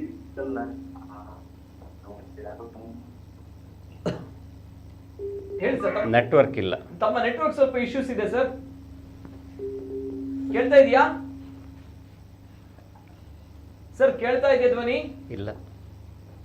ಓಕೆ, ಲಕ್ಷ್ಮೀಕಾಂತ್ ಅವರು ಧ್ವನಿ ಕೇಳ್ತಾ ಇದೆಯಾ? ಓಕೆ, ಕರೆ ಕಟ್ ಮಾಡಿ. ಎಸ್, ತಮ್ಮ ನೆಟ್ವರ್ಕ್ ಇಶ್ಯೂ ಇದೆ. ಮತ್ತೊಂದು ಕರೆ ಇದೆ. ಹಲೋ ಸರ್, ನಮಸ್ತೆ. ನಮಸ್ತೆ ಸರ್, ತಮ್ಮ ಹೆಸರುಗಳಿಂದ ಸರ್? ನಮಸ್ತೆ ಸರ್, ಅರುಣ್ ಕುಮಾರ್ ಮಂಗಳದೇವಿ. ನಮಸ್ತೆ ಸರ್, ಮಾತಾಡಿ ಸರ್. ಪವನ್ ಕುಮಾರ್, ಸಾರಿ, ಪವನ್ ಅವರೇ ಮಾತಾಡಿ ಸರ್. ಓಕೆ, 3 ಜನಕ್ಕೆ ವೆಲ್ಕಮ್. ಅಣ್ಣ ಸುಳ್ಳು ಮಾತಾಡಲಿ ಮಾತಾಡಲಿ ಹುಲಿಕಲ್ ಸರ್ಗೆ ಟ್ರಾನ್ಸ್ಲೇಟ್ ಮಾಡ್ಬಿಡು ಹಾಕ್ಬಿಡು. ಪಲ್ಲೆ ಅವು 2 ದಿನ ಅವೇ ಚರ್ಚೆ ಚರ್ಚೆ ಅಡಿಸ್ತಿನೇ ವಿಷಯ ನನ್ನದು ಮೂಗು ಏರ್ಲ ಅಂಚಿನ ಮಲ್ಪರೆ ಬಲ್ಲಿ ಡಾಕ್ಟರ್ ಕೊಂಚ ಆಯ್ನ ಸಜೆಷನ್ ಕೊರಿಯೇರು ಪೂರ ಸರಿ ಆ ಪಾಪದ ಇಂದಕ್ಕೆ ಆಕಲ ಮೈಂಡ್ ದಾದನ ಬೈದನು ಒಂಜಿ ದಾದನ ಬಂಗ ಬೈದನ ಐಟ್ ಅರ್ನ ಸ್ಟೇಟ್ಮೆಂಟ್ ಉಂಡು ಇಲ್ಲಿ ಒಂಜಿ ದೈವ ಉಂಡು ತುಲೆ ಅವು ಇತ್ತು ಓಡೆ ಮುಟ್ಟ ಮಂದ ಐಟ್ ಒಂಜಿ ದೈವನ ಪತ್ತದ ಐದು ಒಂಜಿ ಇನ್ಕಮ್ ಮಲ್ಕೊಂಡು ಒಂಜಿ ಯೋಚನೆ ಅದಕ್ಕೂ ಐನೇರ ಮಂಡೆಗೆ ಪಾಡ್ದು ಉಪ್ಪೇರು ಅಂಚಲ ಓಕೆ ಅಂಚಾತನದು ಬಂದ್ಪಾರಿ ಅಂದು ಎನ್ನಲೆ ಕೂಡ ಅಂಚೆನೆ ಅದಕ್ಕೂ ಬೊಕ್ಕ ಇಟ್ಟದ ಇನ್ನಿಟ್ಟು ಅಂಚು ಪುರ ತೋಚಿ ನಾವು ಇಲ್ಲದಲ್ಲ ಏನು ಬರ್ಪುನೆ ಅವು ಪುರ ಆ ಫೋಟೋ ತೋಣನೆ ಗೊತ್ತಾಗ್ಬಿಡ ಅವು ಸತ್ಯ ಅಂದು ಎನ್ನ ಪ್ರಕಾರ ಅಂಚ ಅಕ್ಕನ ಒಂಜಿ ಪಟ ಪತ್ತದ ಎಂದು ಇಟ್ಟದು ಲೈತೆ ಒಂಜಿ ದೈವ ಐತೆ ನಮ್ಮ ಐತೆ ಇಲ್ಲೈತೆ ಉಪ್ಪುನ ಒಂಜಿ ದೈವ ಅವು ತುಂಬು ನಮ್ಮ ಇಲ್ಲೇ ಕಾಲಡೆ ಇಂಚೆ ಇರ್ತಾನೆ ಇತ್ತೆ ತುಲೆ ಪ್ರತಿ ಇಲ್ಲಡು ಉಂಡು ಆ ನಂಬಿಕೆ ಸರಿ ಐಟ್ ಕಾಕಲ ಆಗ್ತೆ ಯಾವೊಂದುಂಡು ಅದೇ ಓಕೆ ಅವು ಪಡದು ಆಕಲ ನಂಬಿಕೆ ಆಕಲ ಐಟೆ ಬೆಂಡಿ ದಿಂಪು ನಡ ಇಂಜಿನ ಅಂತಾರೆ ಹಾಕೊಂಡು ಅದೇ ಆದ್ರೆ ಇಂಚಿನ ಇನ್ನೇನೆ ನನ್ನ ದುಮ್ಮುಗೆ ಎಲ್ಲ ಮಲ್ಪೆರೆ ಸಂದೇಶ ಕೆಟ್ಟ ಸಂದೇಶ ಬರಬಲ್ಲ. ಓಕೆ, ಒಂದಿರ್ನ ಕನ್ಸರ್ನ್ ಅತ್ತೆ ಸರ್. ಓಕೆ, ಅಡ್ಡೆ ಮೆಸೇಜ್. ಓಕೆ, ಎಡ್ಡೆ ರೀತಿಯಲ್ಲಿ ಮಲ್ಪಡ ಇಲ್ಲ ನಮ್ಮ ದೈವ ಉಂಡು ನಂಬಿ ಅದೇ ನಮ್ಮ ದೈವ ಕೈ ಪರಿಹಾರ ಸಿಕ್ಕುತ್ತದೆ ಐದು ಇನ್ನು ಪ್ರಯತ್ನ ಬೈದು ಇನ್ನು ಬೈದು ಅಂದಪ್ಪ ಓ ದೈವ ಉಂಡು ಐದು ಮಾನಸಿಕ ಮಲ್ಪಾಡು. ಓಕೆ ಓಕೆ, ನಿಜ ನಿಜ ನಿಜ. Yes sir, yes sir, thank you sir. ಸೋಲ್ಮೇಲು. ಎಸ್, ಮತ್ತೊಂದು ಕರೆ ಇದೆ. ಹಲೋ ಸರ್, ನಮಸ್ತೆ. ಓಕೆ, ಬಹಳಷ್ಟು ಜನರು ಒಳ್ಳೆಯ ಕಾರ್ಯಕ್ರಮ ಅಂತ ಹೇಳಿ ಮೆಸೇಜ್ ಅನ್ನ ಹಾಕ್ತಾ ಇದ್ರಿ. ಜೊತೆಗೆ ಹುಲಿಕಲ್ ನಟರಾಜ್ ಅವರನ್ನ ಮಾತಾಡಿಸಿದ ಖುಷಿಯಾಗಿದೆ, ನಾಲೆಜ್ ಸಿಕ್ಕಿದೆ ಅಂತ ಹೇಳ್ತಾ ಇದ್ದಾರೆ. ಸೊ ಎನಿವೆ, ಇವರ ಜೊತೆಗೆ ಹುಲಿಕಲ್ ಸರ್, ಈಗ ಒಬ್ರು ಕರೆ ಮಾಡಿದವರು ಹೇಳಿದ್ರೆ ಏನಂತ ಹೇಳಿದ್ರೆ, ಇಲ್ಲಿ ಮಂಗಳೂರಿನಲ್ಲಿ ನಮ್ಮಲ್ಲಿ ತುಳುನಾಡಿನಲ್ಲಿ ದೈವಗಳ ಬಗ್ಗೆ ಕೇಳಿದಿರಲ್ಲ ಸರ್. ಸೊ ಹಾಗಿದ್ದಾಗ ದೈವಗಳ ವಿಚಾರವಾಗಿ ಇದು ಆಗಿರಬಹುದೇನೋ ಅನ್ನುವಂಥ ವಿಚಾರವನ್ನ ಹೇಳ್ತಾರೆ. ನಮ್ಮಲ್ಲಿ ಏನಿದೆ ಅಂದ್ರೆ, ಈ ರೀತಿ ಅತೃಪ್ತ ಆತ್ಮಗಳು, ಪ್ರೇತಾತ್ಮಗಳು ಓಡಾಡ್ತಾ ಇದೆ ಅಂತ ಬಂದಾಗ ದೈವಗಳನ್ನ ನಂಬಿದ್ರೆ ಒಳಗಾಗುತ್ತೆ ಅನ್ನುವಂತ ಕೆಲವು ಕಾನ್ಸೆಪ್ಟ್ಗಳಿವೆ ಕುಂದೇಶ್ವರ, ಅಲ್ವಾ ಸರ್? ಏನು? If I am not wrong, ನಾನು ಹೇಳಿದಂತ ವಿಚಾರ. ಇವರು ಈಗ ಫೋನ್ ಮಾಡಿದವರು ಹೇಳಿದ್ದಾರೆ, ಅವರು ಹೇಳೋದು ಈ ತರ ಮಾಡಿಕೊಂಡು ಅವರಿಗೆ ಮಂತ್ರ ದೇವತೆಯನ್ನ ನಂಬಿ ಅದರಿಂದ ಸ್ವಲ್ಪ ಹಣ ಸಂಪಾದನೆ ಮಾಡಿ ಬದುಕನ್ನು ಕಟ್ಟಿಕೊಳ್ಳುವಂತ ಇದು ಪ್ಲಾನ್ ಇದೆ. ಬಟ್ ಈ ಸಮಸ್ಯೆಗಳಿಂದಾಗಿ ಅದು ಕೆಟ್ಟ ತಪ್ಪು ಸಂದೇಶ ಹೋಗ್ಬೋದು. ಅವರಿಗೆ ನಂಬುದಿದ್ರೆ ಮಂತ್ರ ದೇವತೆಯನ್ನ ನಂಬೋದಿತ್ತು. ಅದಕ್ಕಿಂತ ಮುಂಚೆ ಈ ತರ ಮಾಡ್ತಾರೆ ಹೇಳಿ ಸಮಾಜಕ್ಕೆ ತಪ್ಪು ಸಂದೇಶ ಕಳಿಸಬಾರ್ದು ಅಂತ ಅವರು ಹೇಳಿದ್ದಾರೆ. ಅವರು ಕರೆಕ್ಟ್ ಆಗಿ ಹೇಳಿದ್ದಾರೆ ಅವರ ಅಭಿಪ್ರಾಯವನ್ನ. Okay okay, yes sir. Yes sir, ತಮ್ಮ ಆಡಿಯೋ ಮ್ಯೂಟ್ ಆಗಿದೆ ಸರ್. ಮ್ಯೂಟ್ ಆಗಿದೆ ಸರ್ ಆಡಿಯೋ. ತಮ್ಮ ಆಡಿಯೋ ಮ್ಯೂಟ್ ಆಗಿದೆ ಸರ್. ಹುಲಿಕಲ್ ನಟರಾಜ್ ಸರ್ ಅಂತ ಹೇಳಿ. ಹುಲಿಕಲ್ ಸರ್, ತಮ್ಮ ಆಡಿಯೋ ಮ್ಯೂಟ್ ಆಗಿದೆ.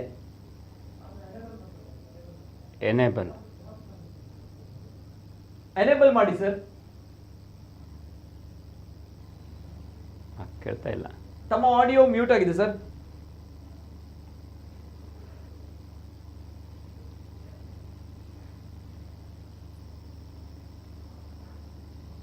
ಓಕೆ, ಮತ್ತೊಂದು ಕರೆ ತೆಗೆದುಕೊಂಡು ಬರ್ತೀನಿ ಸರ್. ಹಲೋ ಸರ್, ನಮಸ್ತೆ. ಹಲೋ ನಮಸ್ತೆ ಮೇಡಮ್, ತಮ್ಮ ಹೆಸರುಲಿಂದ ಮೇಡಮ್? ಹಲೋ, ನಮಸ್ತೆ ಸರ್. ನಮಸ್ತೆ ನಮಸ್ತೆ ನಮಸ್ತೆ ಸರ್, ನಾನು ಹೆಸರು ಹೇಳುದಿಲ್ಲ ಸರ್, ಮಂಗಳೂರು ಏರಿಯಾ ಹೇಳಲ್ಲ sir. Okay madam, no problem, ಹೇಳಿ ಸರ್. ಏನಂದ್ರೆ ನನ್ಗೀಗ 52 ವರ್ಷ ಸರ್. ಹಾ, ನಾವು ಒಂದೇ ಮನೆಯಲ್ಲಿ ಇದ್ದೇವೆ ಸರ್ ಇಷ್ಟು ವರ್ಷದಿಂದ. ಹಾ, ನಮ್ಮ ಮನೆಗೆ ಕೆಲವರು ಹೇಳ್ತಾರೆ ಮಾಟ ಮಂತ್ರ ಮಾಡಿದ್ದಾರೆ ಅಂದ್ರೆ ನೋಡಿ ನಮ್ದು ಅವಸ್ಥೆ ನೋಡಿ ಸರ್. ಅಣ್ಣ ಇಬ್ರು, ನಾನು 3 ಗಂಡು 1 ಹೆಣ್ಣು ಸರ್.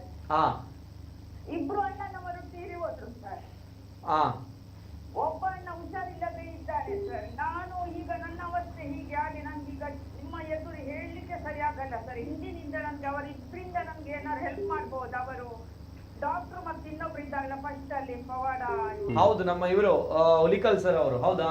ಹೌದು ಸರ್, ಅವರಿಬ್ಬರಿಂದ ನನ್ಗೆ ಒಂದು ನೀವೇನಾದ್ರು ಹೆಲ್ಪ್ ಮಾಡ್ಬೋದು ಅಂದ್ರೆ ಎದುರಲ್ಲಿ ಹೇಳಿದ್ರೆ ಅದು ಇದಾಗ್ತದೆ. ಶೂರ್, ಓಕೆ, ಶೂರ್ ಮೇಡಮ್, ಪಕ್ಕ ಮಾಡೋಣ. ಯಾಕಂದ್ರೆ ತಾವು ಬಹಳಷ್ಟು ನೊಂದಿವೀರ ಅಂತ ಗೊತ್ತಾಗುತ್ತೆ ತಮ್ಮ ಮಾತುಗಳನ್ನ ಕೇಳಿದಾಗ.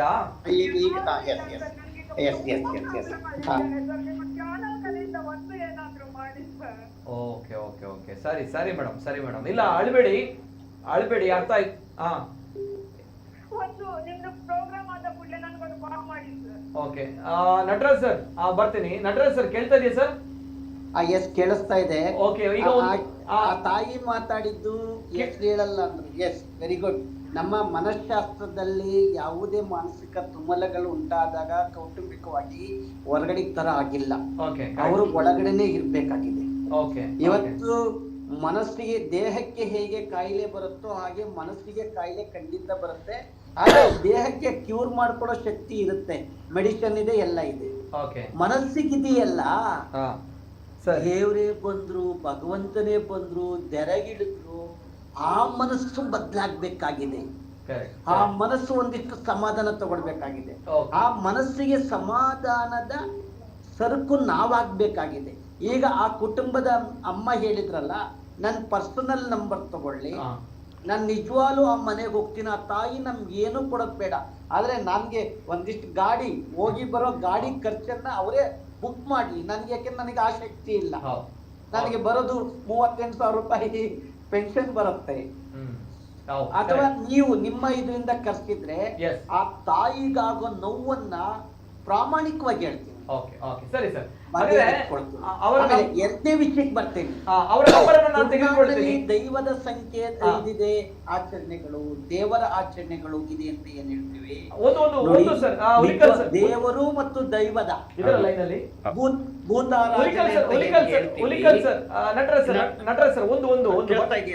ಕೇಳ್ತಾ ಇದೆ. ನಟರಾಜ್ ಸರ್ ಬರ್ತೀನಿ, ಒಂದು ವಿಚಾರ, ಆ ಒಂದು ತಾಯಿಗೆ ಒಂದು ಮಾತಾಡ್ಬಿಡ್ತೀನಿ. ಎಸ್ ಮೇಡಮ್, ಈಗ ಅವರು ಹುಲಿಕಲ್ ಸರ್ ನಿಮ್ಮ ಹತ್ರ ಮಾತಾಡ್ತಾರೆ ಅಂಡ್ ನಮ್ಮ ಜೊತೆ ಇರೋ ಎಸ್ ಡಾಕ್ಟರ್ ಅರುಣ್ ಸರ್ ಕೂಡ ನಿಮ್ಮ ಹತ್ರ ಮಾತಾಡ್ತಾರೆ. ಓಕೆ ಅಲ್ಲ madam? Okay sir, anyway thank you madam, thank you. ನಿಮ್ಮ ನಂಬರ್ ಅನ್ನು ನಾವು ತೆಗೆದುಕೊಳ್ತೀವಿ. ಓಕೆ, ಬೇರೆ ಏನಾದ್ರೂ ಹೇಳಿಕಿದೆಯಾ? ಇಲ್ಲಲ್ಲ? ಸರಿ ಮೇಡಮ್, ಅರ್ಥ ಆಯ್ತು. ನಿಮ್ಗೆ ಹೇಳಿದವರು ಓಕೆ, ನಿಮ್ಗೆ ಹೇಳುವಂತದ್ದು ಮಾಟ ಮಂತ್ರ ಮಾಡಿದ್ದಾರೆ ಅನ್ನುವಂಥದ್ದು ಹೇಳ್ತಾರೆ ಅಲ್ವಾ, ಹಾಗಾಗಿ ಸಮಸ್ಯೆ ಆಗಿದೆ ಅಂತ ಹೇಳ್ತಾರೆ. ಸರಿ ಸರಿ ಮೇಡಮ್, ನೋಡೋಣ. Yes madam, okay madam. ತಾಯಿ, ಅಳಬೇಡಿ. ಅಳಬೇಡಿ ಮೇಡಮ್, ದಯಮಾಡಿ ಅಳಬೇಡಿ. ಪ್ರತಿಯೊಂದು ಅಳುವಿಗೂ ಕೂಡ ಸಾಂತ್ವನದ ಮನಸ್ಸುಗಳು ಈ ಜಗತ್ತಲ್ಲಿವೆ. ನಿಜ. ಪ್ರತಿಯೊಂದು ಸಮಸ್ಯೆಗೂ ಪರಿಹಾರ ಇದ್ದೇ ಇರುತ್ತೆ. ನೋಡಿ ಖಂಡಿತ ನೀವೇನ್ ಕೊಡದಿದ್ರು ಚಿಂತೆ ಇಲ್ಲ, ಅಳು ಹಾಕ್ಬೇಡಿ. ಒಂದು ಕಣ್ಣೀರ್ ಬರ್ಸಿದೆ 1000 ಕಣ್ಣೀರ್ ಬರ್ಸುತ್ತೆ ಈ ಜಗತ್ತು. ನಿಜ ಸರ್, 100ಕ್ಕೆ 100. ಕಣ್ಣೀರ್ ಒರೆಸಿ ನಾವು ಅದನ್ನ ನಿಮಗೆ ಕ್ಲಿಯರ್ ಮಾಡ್ಕೊಡ್ತೀವಿ. ಹುಲಿಕಲ್ ಸರ್, ನಾನೇ ಬರ್ತೀನಿ ತಾಯಿ. ಓಕೆ ಹುಲಿಕಲ್ ಸರ್, ಒಂದು ವಿಚಾರ ಹೇಳ್ತೀನಿ. ಯಾಕಂದ್ರೆ ಬಹುಶಃ ಕೆಲವರು ಹೇಳ್ತಾರೆ ಈ ಕಾರ್ಯಕ್ರಮ ಯಾಕೆ ಮಾಡಿದ್ರಿ, ಇದ್ರಲ್ಲಿ ಏನ್ ಲಾಭ ಅಥವಾ ಏನ್ ಕತೆ ಅಂತ ನೋಡಿ, ಇಂತಹ ಕಣ್ಣೀರು ಹಾಕುವಂತಹ ಪಾಪದ ವ್ಯಕ್ತಿಗಳು ಕೂಡ ನಮ್ಮ ಸಮಾಜ ಅವರಿಗೊಂದು ಭರವಸೆ ಸಿಕ್ಕಿದೆ ಅದಕ್ಕೋಸ್ಕರ ಅಲ್ವಾ. ಬಹಳಷ್ಟು ಜನರು ಸರ್ ಇಲ್ಲಿ ಕಮೆಂಟ್ಸ್ ಕೂಡ ಹಾಕ್ತಾ ಇದ್ದಾರೆ. ರಘುನಾಥ್ ಕಾಮತ್ ಅವರು, ಹುಲಿಕಲ್ ತರ ವ್ಯಕ್ತಿಗಳು ನಮ್ಮ ಕರಾವಳಿಯಲ್ಲಿ ಇದ್ರೆ ಮೂಢನಂಬಿಕೆ ಕಡಿಮೆ ಆಗ್ತದೆ ಅನ್ನುವಂತ ವಿಚಾರವನ್ನ ಹೇಳ್ತಾ ಇದ್ದಾರೆ. ಸರ್, ನಾನು ಒಂದು ಮನವಿ ಮಾಡ್ಕೊಡ್ತೀನಿ. ನನ್ನೊಳಗಡೆ ಇರೋಂತ ವೇದನೆಯನ್ನ ಹೇಳ್ತೀನಿ. ಯಾಕೆಂದ್ರೆ 40-50 ವರ್ಷಗಳ ಹಿಂದಕ್ಕೆ ಹೋಗೋಣ. ನಮ್ಮ ಮನಃಶಾಸ್ತ್ರಜ್ಞರಲ್ಲ ಇದ್ದಾರೆ, ಪತ್ರಕರ್ತರು ಕೂಡ ಇದ್ದೀವಿ. ಒಂದು 50 ವರ್ಷದ ಹಿಂದಕ್ಕೆ ಹೋದಾಗ ನಮ್ಮಲ್ಲಿ ಮನಃಶಾಸ್ತ್ರದ ಆಸ್ಪತ್ರೆಗಳಿರ್ಲಿಲ್ಲ, ಮಾನಸಿಕ ಕಾಯಿಲೆಗಳಿಗೆ ಉತ್ತರ ಸಿಗ್ತಿರ್ಲಿಲ್ಲ. ಆಗ ಏನಾಗುತ್ತೆ ಅಂದ್ರೆ ಯಾರಿಗೋ ಮೈ ಮೇಲೆ ಒಂದ್ ರೀತಿಯ ಹಾರ್ಮೋನ್ಸ್ ಇಂಬ್ಯಾಲೆನ್ಸ್ ಆದಾಗ ಏನಾಗ್ತಾ ಇತ್ತು, ಮೈ ಮೇಲೆ ಬಾಡಿ ಲ್ಯಾಂಗ್ವೇಜ್ ಚೇಂಜ್ ಆಗ್ತಿತ್ತು. ಅಂದ್ರೆ ನೋವನ್ನ ಹೇಳ್ಕೊಳಕ್ ಆಗದಲ್ಲ ಬಾಡಿ ಲ್ಯಾಂಗ್ವೇಜ್ ಉನ್ಮಾದ ಸ್ಥಿತಿಗೆ ಹೋಗ್ತಾ ಇತ್ತು. ಆಗ ಊರಿನ ಮುಂದೆ ಬೇವಿನ ಹೊಡಿತಿದ್ರು. ಆ ನೋವಿಗಿಂತ ಈ ನೋವು ಜಾಸ್ತಿ ಆಯ್ತು ಅಂತ ಹೇಳಿ ಬಿಟ್ಟೋಗ್ಬಿಡ್ತು ಅಂತ ಹೇಳಿ ಮನಸ್ಸಿಗೊಂದಿಷ್ಟು ಅಗ್ರ ಮಾಡ್ಕೊಳ್ತಿದ್ರು. ಆಗಿನ ಕಾಲದಲ್ಲಿ ದೈವಾರಾಧನೆ, ಭೂತಾರಾಧನೆ ಮನಸ್ಸಿಗೆ ಒಂದಿಷ್ಟು ಭಯದ ಒಳಗಡೆ ಅಪನಂಬಿಕೆಗಳಾಗಬಾರ್ದು, ಅವಘಡಗಳು ನಡಿಬಾರ್ದು ಅಂತ ಒಂದು ಭಯವನ್ನ ಉಂಟಾಕೊಂಡು ನಂಬಿಕೆಗಳು, ಧರ್ಮ ಅಂತ ಏನಿದ್ದೀವಿ ಅವರೇ ಆ ಊರಿನ ಒಂದು ನ್ಯಾಯಾಧೀಶರ ರೀತಿಯಲ್ಲಿ ವರ್ತಿಸ್ತಿದ್ರು, ದೇವರ ರೀತಿಯಲ್ಲಿ ವರ್ತಿಸ್ತಿದ್ರು, ದೇವರ ಒಬ್ಬ ಗೂಢಾಚಾರಿ ಅಂದ್ರೆ ವಿಚಾರವನ್ನ ವಿನಿಮಯ ಮಾಡ್ಕೊಳ್ಳೋ ರೀತಿಯಲ್ಲಿ ವರ್ತಿಸ್ತಿದ್ರು. ಇವತ್ತು ಅದೆಲ್ಲ ಹೋಗಿದೆ, ಸ್ವಲ್ಪ ಉಳಿದಿದೆ, ಮಾರುಕಟ್ಟೆಯ ಸರ್ಕಾಗಿದೆ. ನಿಜವಾದ ಆಚರಣೆಗಳೇನು, ನಿಜವಾದ ನಂಬಿ, ಆದ್ರೆ ಮಾರ್ಕೆಟ್ ಸರ್ಕ್ ಮಾಡಬೇಡಿ. ಕರೆಕ್ಟ್. ಆ ಆಚರಣೆಗಳು ಮಾಡಿ, ಯಾರು ಬೇಡ ಅನ್ನಲ್ಲ. ಕರೆಕ್ಟ್. ಯಾರು ಕಿತ್ಕೊಳಕ್ಕಾಗಲ್ಲ. ಯಾವುದೇ ಧರ್ಮದ ಆಚರಣೆಗಳನ್ನ ಮಾಡಬೇಡಿ ಅಂತ ಹೇಳಕ್ಕೆ ಯಾರಿಗೂ ನೈತಿಕ ಹಾಕಿಲ್ಲ. ಅವರವರ ಧರ್ಮ, ಅವರವರ ಆಚರಣೆ ಅವರಿಗೆ ಸಮಾಧಾನ ಕೊಡುತ್ತಾ, ನೆಮ್ಮದಿ ಕೊಡುತ್ತಾ, ಶಾಂತಿ ಕೊಡುತ್ತಾ, ಯಾರು ವಿರೋಧ ಅಲ್ಲ. ಆದ್ರೆ ಮಾಡ್ಬೇಕಾದಾಗ ಇನ್ನೊಬ್ಬರ ಮನಸ್ಸಿಗೆ, ದೇಹಕ್ಕೆ, ಈ ಸಮಾಜಕ್ಕೆ ತೊಂದರೆ ಆಗತ್ತಲ್ಲ, ಅದಾಗಬಾರ್ದು. ಇದು ನಿಜವಾದ ಧರ್ಮ. ಕರೆಕ್ಟ್. ನಿಜ ಸರ್, ಯೋಚನೆ ಮಾಡಿ. ಎಸ್ ಸರ್, ನಿಜ, 100ಕ್ಕೆ 100. ಎಸ್ ಸರ್, ಬರ್ತೀನಿ ಸರ್. ತಾಯಿ ಅವರ ಬಗ್ಗೆ ಹೇಳುದಿದ್ರೆ, ಹೇಳಿ ಸರ್. ನೀವು ಬನ್ನಿ ಅಮ್ಮ, KS ಹೆಗ್ಡೆ ಹಾಸ್ಪಿಟ್ಲಿಗೆ ಬನ್ನಿ, ನೋಡುವ ಏನು ವಿಚಾರ ಅಂತೇಳಿ. ನಿಮ್ಮ ಇಬ್ಬರು ಅಣ್ಣಂದ್ರು ತೀರಿ ಹೋದ್ರು ಹೇಳಿದ್ರಿ. ಅವರಿಗೆ ಯಾವುದೋ ಒಂದು ವೈದ್ಯಕೀಯ ಸಮಸ್ಯೆ ಇದ್ದಿರಬಹುದು, ಅದರ ಬಗ್ಗೆ ವಿಚಾರಣೆ ಮಾಡುವ. ಅದು ವೈದ್ಯಕೀಯ ಸಮಸ್ಯೆಯಿಂದ ಅವರು ಮರಣ ಹೊಂದಿದ್ರು. ನಮ್ಮ ಮನಸ್ಸಿನಲ್ಲಿ ಆ ಹುಳ ಇದ್ರೆ ಮಾಟ ಮಂತ್ರ ಹೇಳಿ ಅದಕ್ಕೆ ಅದು ಕನೆಕ್ಟ್ ಆಗ್ತದೆ. ಹೌದು ನೋಡಿ, ಇನ್ನೊಂದು ವಿಚಾರ ನಾನು ಹೇಳ್ತೇನೆ. ನಮ್ಮ ಮನಸ್ಸು ಈಗ ಹೇಳಿದ್ರು, ಒಂದು 40 ವರ್ಷದ ಹಿಂದೆ ಮಾನಸಿಕ ಕಾಯಿಲೆ ಅಂತ ಹೇಳಿದ್ರೆ ಅದು ಸೂಪರ್ ನ್ಯಾಚುರಲ್ ಅಂತ ಹೇಳಿ ಅದಕ್ಕೆ ಬೇರೆ ಬೇರೆ ರೀತಿಯ ಟ್ರೀಟ್ಮೆಂಟ್ ಕೊಡ್ತಾ ಇದ್ರು. 100%. ಈಗ ನೋಡಿ, ಸಿಂಪಲ್ ಆಗಿ ಹೇಳ್ತೇನೆ, ಸ್ಟ್ರೆಸ್ ತಗೊಂಡ್ರೆ ನಿಮ್ಗೆ ಏನೆಲ್ಲ ಆಗುತ್ತೆ. ಹೌದಪ್ಪ, ತಲೆನೋವು ಬರ್ತದೆ, ಬಾಯಲ್ಲಿ ಹುಣ್ಣು ಬರ್ಬೋದು, ಪಿಂಪಲ್ಸ್ ಬರ್ಬೋದು. ಅದೇ ರೀತಿ ಸ್ಟ್ರೆಸ್ ಎನ್ನುವಂಥದ್ದು ಬಾಡಿಯಲ್ಲಿ ಬೇರೆ ಬೇರೆ ರೀತಿಯ ಒಂದು ಸಿಂಪ್ಟಮ್ಸ್, ಲಕ್ಷಣಗಳನ್ನು ತೋರಿಸ್ಕೊಳ್ತದೆ. ಅದೇ ಈಗ ಆ ತಾಯಿಯವರು ಸಹ ತುಂಬಾ ಸ್ಟ್ರೆಸ್ ಅಲ್ಲಿ ಇರುವಾಗ ಅವರ ದೇಹದಲ್ಲಿ ತಲೆಯಿಂದ ಅಂದ್ರೆ ಕೂದಲು ಉದುರದಿಂದ ಹಿಡಿದು ಅವರ ಹೊಟ್ಟೆಯ ಸಮಸ್ಯೆಗಳು ಕಾಡ್ಕೊಳ್ಬಹುದು. ಆಗ ಅದಕ್ಕೆ ಮೀನಿಂಗ್ ಏನ್ ಬರ್ತದೆ ಆಟೋಮ್ಯಾಟಿಕಲಿ, ಯಾಕಂದ್ರೆ ಅವರಿಗೆ ಅದರ ಬಗ್ಗೆ ವೈದ್ಯಕೀಯ ವಿಚಾರಗಳ ಬಗ್ಗೆ ಅದರ ನಾಲೆಜ್ ಇಲ್ಲದೆ ಇದ್ದಾಗ ಅದು ಸೂಪರ್ ನ್ಯಾಚುರಲ್ ಕಾರಣಗಳನ್ನು ಕೊಟ್ಟು ಹೋಗ್ತದೆ. ಸ್ಟ್ರೆಸ್ ಎನ್ನುವಂಥದ್ದು ಅಂದ್ರೆ ನೋಡಿ, ಸ್ವಲ್ಪ ಮಟ್ಟಿಗೆ ಸ್ಟ್ರೆಸ್ ಎಲ್ರಿಗೂ ಬೇಕು. ಸ್ಟ್ರೆಸ್ ಇದ್ರೆ ಮಾತ್ರ ಒಬ್ಬ ಮನುಷ್ಯ ಸಾಧನೆ ಮಾಡ್ಲಿಕ್ಕೆ ಸಾಧ್ಯ. ಆದ್ರೆ ಆ ಸ್ಟ್ರೆಸ್ ಲಾಂಗ್ ಟರ್ಮ್ ಆಗಿ ಕ್ರಾನಿಕ್ ಆಗಿ ಹೋದರೆ ಅದರಿಂದ ವೈದ್ಯಕೀಯ ಸಮಸ್ಯೆಗಳು ಬರ್ತದೆ. ಅಂತ ಮನುಷ್ಯನಿಗೆ ಶುಗರ್ ಬರ್ಬೋದು, ಕ್ಯಾನ್ಸರ್ ಬರ್ಬೋದು, BP ಬರ್ಬೋದು, ಅಸ್ತಮ ಜೋರಾಗ್ಬೋದು. ನಾನು ಎಷ್ಟೋ ಟ್ರೀಟ್ಮೆಂಟ್ ಕೊಡ್ತೇನೆ ನೋಡಿ. ಡಿಪ್ರೆಷನ್ಗೆ ಅಂತ ಬರ್ತಾರೆ, ಆತಂಕಕ್ಕಂತ ಬರ್ತಾರೆ, ಅವರಿಗೆ ಟ್ರೀಟ್ಮೆಂಟ್ ಕೊಡ್ತೇನೆ. ಅವ್ರು ಮತ್ತೆ ಬಂದು ಹೇಳೋದು ಏನಂದ್ರೆ, ಆತಂಕ ಅಂತೂ ಕಡಿಮೆ ಆಯಿತು, ನನ್ನ ಮುಟ್ಟಿನ ಸಮಸ್ಯೆ ಸರಿಯಾಯಿತು, ನನ್ನ ಅಲರ್ಜಿ ಸರಿಯಾಯಿತು, ಹಾಗಾದ್ರೆ ಇದು ಪವಾಡವೇ ಅಲ್ವಾ?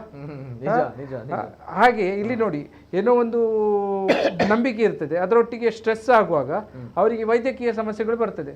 ಆಗ ಅವರ ನಂಬಿಕೆ ಇನ್ನೂ ಗಟ್ಟಿ ಆಗ್ತದೆ, ಆ ಕೆಟ್ಟ ಶಕ್ತಿಯಿಂದಾಗಿ ನನಗೆ ಈ ತರ ಸಮಸ್ಯೆಗಳು ಬರ್ತಾ ಇದೆ ಅಂತ ಹೇಳಿ.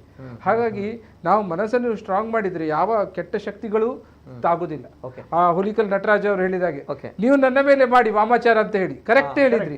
ಅವರು ಅಷ್ಟು ಗಟ್ಟಿ ಮನಸ್ಸು ಮಾಡಿದರೆ ಯಾವ ವಾಮಾಚಾರ ಬಿಡಿ ಏನೂ ತಾಗುದಿಲ್ಲ. ಓಕೆ, ನನ್ನ ಒಂದು ಪ್ರಶ್ನೆ ಬರುವಂತ ಸರ್, ಈಗ ನಿಮ್ಗೂ ಕೂಡ ತುಂಬಾ ಕೇಸ್ ಡೀಲ್ ಮಾಡಿರ್ತೀರಾ ಸರ್ ಕೂಡ. ಈಗ ವಿಷಯ ಏನಂತ ಹೇಳಿದ್ರೆ, ಈ ರೀತಿ ದೆವ್ವ ಪ್ರೇತಗಳು ಬಂದಾಗ ಅದು ನೇರವಾಗಿ ಅಟ್ಯಾಕ್ ಮಾಡಲ್ವಾ? ಅಂದ್ರೆ ಜಸ್ಟ್ ಸೈನ್ ಮಾಡಿಕೊಂಡು ಹೋಗುತ್ತಾ ಹೇಗೆ, ಅಥವಾ ನೇರವಾಗಿ ಅಟ್ಯಾಕ್ ಮಾಡಲ್ವಾ ಅಂತ ಹೇಳಿ ನನ್ನ ಪ್ರಶ್ನೆ. ಅಂದ್ರೆ ಹಾನಿ ಮಾಡಲ್ಲ ಏನ್ ಹೇಳ್ತೀರಾ ಅಲ್ವಾ? ಅಲ್ಲ, ಆತರ ಒಂದು ನಾನು ಉಳ್ಳಾಲ ಆಬಾದಿಯಲ್ಲಿ ಒಂದು ಕೇಸ್ ಕೂಡ ಆಗಿತ್ತು. ಏನು ದೈವದ ಪಾತ್ರಿ ಕರ್ಸಲೆಯಿಂದ ಹೊಡೆದದ್ದು ಅಂತ. ಅದು ಕಾನೂನು ವ್ಯಾಪ್ತಿಯಲ್ಲಿ ಬರ್ತದೋ ಬಿಡ್ತದೋ ಅಂತ ದೊಡ್ಡ ಜಿಜ್ಞಾಸೆ ಇತ್ತು. ಅಂದ್ರೆ ಅಂದ್ರೆ ಆತರ ಎಲ್ಲಿಯೂ ಪಾತ್ರಿಗಳು ಆತರ ಹೊಡೆಯುವ ಕತ್ತಿನ ಕಡಿಯುವ ಕ್ರಮ ಇಲ್ಲ. ಅದು ತಪ್ಪಿ ಹೋದಾಗ ಏನು ಸಮಸ್ಯೆಗಳು ಆಗ್ತದೆ ಅಂತ. ಹಾಗೆ ಆಚರಣೆಗಳ ರೀತಿಯಲ್ಲಿ ಇದ್ರೇನೆ ಚಂದ. ಮತ್ತೆ ಆಚರಣೆಗಳಿಂದಾಗಿ ಈಗ ಸಿಕ್ಕಾಪಟ್ಟೆ ಮಾರಾಟದ ಸರಕುಗಳಿಗೋಸ್ಕರ ಆತರ ಅಂದ್ರೆ ಪಾಪ ಪುಣ್ಯ ಅಂತ ವ್ಯತ್ಯಾಸ ಮಾಡಿದ್ದೆ. ಯಾಕಂದ್ರೆ ದೇವರು ಪಾಪ ಪುಣ್ಯ, ಈ ಪಾಪ ಪುಣ್ಯ ನೋಡ್ಕೊಳ್ಳಿಕ್ಕೆ ದೇವರಿದ್ದಾನೆ, ಅದು ದೇವರು ಕೆಲಸ ಮಾಡ್ಲಿಕ್ಕೆ ಆಗುದಿಲ್ಲ ಅಂದ್ರೆ ಮಧ್ಯದಲ್ಲಿ ಒಬ್ಬ ಪೂಜಾರಿ ಅಥವಾ ಯಾರು ಅದನ್ನು ನೋಡ್ಕೊಳ್ಳಿದ್ದಾನೆ. ಅಂದ್ರೆ ಅದನ್ನ ನಮ್ಮ ಸಮಾಜವನ್ನ ಸುಸ್ಥಿತಿಯಲ್ಲಿ ಇಡ್ಲಿಕ್ಕೆ, ನ್ಯಾಯವಂಚಿತರಿಗೆ ನ್ಯಾಯ ಕೊಡ್ಲಿಕ್ಕೆ ಮಾಡಿದಂತ ಒಂದು ವ್ಯವಸ್ಥೆ, ಬಹಳ ಒಳ್ಳೆಯ ವ್ಯವಸ್ಥೆ. ಅದು ಅನೂಚಾನವಾಗಿ ನಡ್ಕೊಂಡು ಬರ್ತಾ ಇದೆ. ಅದರ ಮಧ್ಯೆ ಆ ಸ್ವಾರ್ಥಕ್ಕೋಸ್ಕರ ಇನ್ನೂ ಯಾರು ದಣಿಗೆ ಅಥವಾ ಹಣ ಇದ್ದವನಿಗೆ ಅಥವಾ ಗುತ್ತಿನವನಿಗೆ ಹೆಲ್ಪ್ ಮಾಡ್ಲಿಕ್ಕೋಸ್ಕರ ಮಧ್ಯದಲ್ಲಿ ಸ್ವಲ್ಪ ಒಂದು ವ್ಯತ್ಯಾಸಗಳ ಆದಾಗ ಅವನ ಏನು ಕೆಲಸ ಇದೆ ಅದನ್ನ ಮಧ್ಯವರ್ತಿ ಅಥವಾ ಮಧ್ಯದಲ್ಲಿರುವಂಥ ಪೂಜಾರಿ ಅಥವಾ ಅರ್ಚಕ ಯಾರು ಮಾಡುವಂಥ ಕೆಲಸ ಸರಿಯಾಗಿ ಮಾಡದಿದ್ದಾಗ ಈ ತರ ಎಲ್ಲ ಸಮಸ್ಯೆಗಳಾಗ್ತದೆ. ಅದು ಮಾರಾಟದ ಸತ್ತಾಗ್ತದೆ, ಉಳ್ಳವರ ಪಾಲಾಗ್ತದೆ. ಅದು ಆಗಬಾರ್ದು. ಯಾಕೆ ಹೇಳಿದ್ರೆ ಇದು ಜೈವಾರಾಧನೆ ಅಥವಾ ಜನಪದ ಎನ್ನುವಂಥವ್ರು ಉಳ್ಳವರ ಅಥವಾ ಸ್ಟ್ರಾಂಗ್ ಬಲವಂತದ ಏನು ದೌರ್ಜನ್ಯದ ವಿರುದ್ಧ ಹುಟ್ಟಿಕೊಂಡಂತ ಒಂದು ವ್ಯವಸ್ಥೆ ಕೂಡ ಹೌದು. ಹಾಗಾಗಿ ಅದನ್ನು ಅದೇ ರೀತಿಯಲ್ಲಿ ನ್ಯಾಯದ ರೂಪದಲ್ಲೇ ನಡೆಸಬೇಕಾದ್ರೆ ಇಂತಹ ಕೆಲವೊಂದು ಮಾನಸಿಕ ಸಮಸ್ಯೆಗಳು ಅಥವಾ ಇಂಥ ಬಂದಾಗ ಅದನ್ನ ಆ ದೈವಾರಾಧನೆ ಜೊತೆ ತಳುಕು ಹಾಕೊಳ್ಳುವಂತ ವ್ಯವಸ್ಥೆಯನ್ನು ಮಾಡ್ತಾ ಇದ್ದಾರಲ್ಲ, ಅದನ್ನು ನಿಲ್ಲಿಸಬೇಕು. ಅದಕ್ಕೋಸ್ಕರ ಇದು ಸ್ಪಷ್ಟತೆಯನ್ನ ಇಲ್ಲಿ ಕೊಡೋದು. ಆಚರಣೆಗಳಾಗಿ ಇರಬೇಕು. ಇಂತಹ ಸಮಸ್ಯೆಗಳನ್ನು ಅದರೊಟ್ಟಿಗೆ ಜೋಡಿಸುವುದರಿಂದ ನಮ್ಮ ಶ್ರೀಮಂತವಾದಂತಹ ಕಲ್ಚರ್, ತುಳುನಾಡಿನ ಕಲ್ಚರ್ ಇದೆಯಲ್ಲ, ಈಗ ತುಂಬಾ ಒಂದು ಅದಕ್ಕೆ ಸೌಂದರ್ಯ ಜನರಿಗೆ ಗೊತ್ತಾಗ್ತಾ ಇದೆ. ಅದನ್ನ ಹಾಳು ಮಾಡುವಂತ ಒಂದು ಕೆಲಸ ಕೂಡ ಈ ರೀತಿಯಾಗಿ ಮಾಡಬಾರ್ದು ಎನ್ನುವ ಒಂದು ಕಾಳಜಿಯಿಂದ ನಾನು ಈ ವಿಷಯವನ್ನ ಅಂದ್ರೆ ಇವತ್ತು ಇಲ್ಲಿಗೆ ಬರ್ಲಿಕ್ಕೆ ಕಾರಣ. ಇಲ್ದಿದ್ರೆ ಅದು ಡಾಕ್ಟರ್ ಕೆಲಸ, ಅದು ಡಾಕ್ಟರ್ ಮತ್ತೆ ಇವರ ಕೆಲಸ. ನಾನು ಯಾಕೆ ಹೇಳಿದ್ರೆ, ನನ್ನ ಪತ್ರಿಕೋದ್ಯಮದ 25 ವರ್ಷಗಳ ಅನುಭವದಲ್ಲಿ ಇಂತಹ ಅನೇಕ ಇದನ್ನ ಅಂದ್ರೆ ವಿಜಯ ಕರ್ನಾಟಕದಲ್ಲಿರುವಾಗ ಮೊದಲ ಬಾರಿ ಕಿಡ್ನಾಪ್ ಕೇಸ್ಗಳು, ಹಿಂದೆ ಕಿಡ್ನಾಪ್ ಕೇಸ್ ಆಗಿತ್ತಂತ ದೊಡ್ಡ ಪತ್ರಿಕೆಯಲ್ಲಿ ಬಂದಾಗ ನಾನು ಅಲ್ಲಿ ಹೋಗಿ ನನ್ನೇ ತನಿಖೆ ಮಾಡಿದಾಗ ಆ ಮಗು ಹೇಳಿದಂಥ ಜಾಗಗಳು, ಅಡಗಿ ಕುಳಿತ ಪೊದೆಯ ಅಡಗಿ ಕುಳಿತದ್ದು, ಕಪ್ಪು ಕಾರಿನಿಂದ ಬಂದು ಕಿಡ್ನಾಪ್ ಮಾಡಿದ್ರು ಅಂತ ಕೇಳಿದ. ಮತ್ತೆ ಅವ ಮಾರ್ಕ್ಸ್ನಲ್ಲಿ ಎಕ್ಸಾಮ್ನಲ್ಲಿ ಅಂದರೆ ಓದುದ್ರಲ್ಲಿ ಬಹಳ ಹಿಂದೆ ಇದ್ದ. ಕೊನೆಗೆ ಅವನು ಹೇಳಿಕೊಂಡ. ಅಂದರೆ ಇಂಥದ್ದೇ ಅಂದರೆ ವಿಚಾರಗಳು ಇದರಲ್ಲೂ ಕೂಡ ಇದು ಬೇರೆ ರೀತಿಯದ್ದು, ಅದೊಂದು ರೀತಿಯದ್ದು. ಅಂದರೆ ಪ್ರತಿಯೊಂದು ಈ ಥರ ಸಮಸ್ಯೆಗಳ ಹಿಂದೆ ನಾವು ಅದು ನಿಜವಾದ ಕಾರಣವನ್ನು ಹುಡುಕಿದ್ರೆ ನಮ್ಮ ಧರ್ಮ ಪರಿಶುದ್ಧವಾಗಿ ಉಳಿತದೆ, ನಮ್ಮ ಸಂಸ್ಕೃತಿ ತುಂಬಾ ಪರಿಶುದ್ಧವಾಗಿ ಉಳಿತದೆ.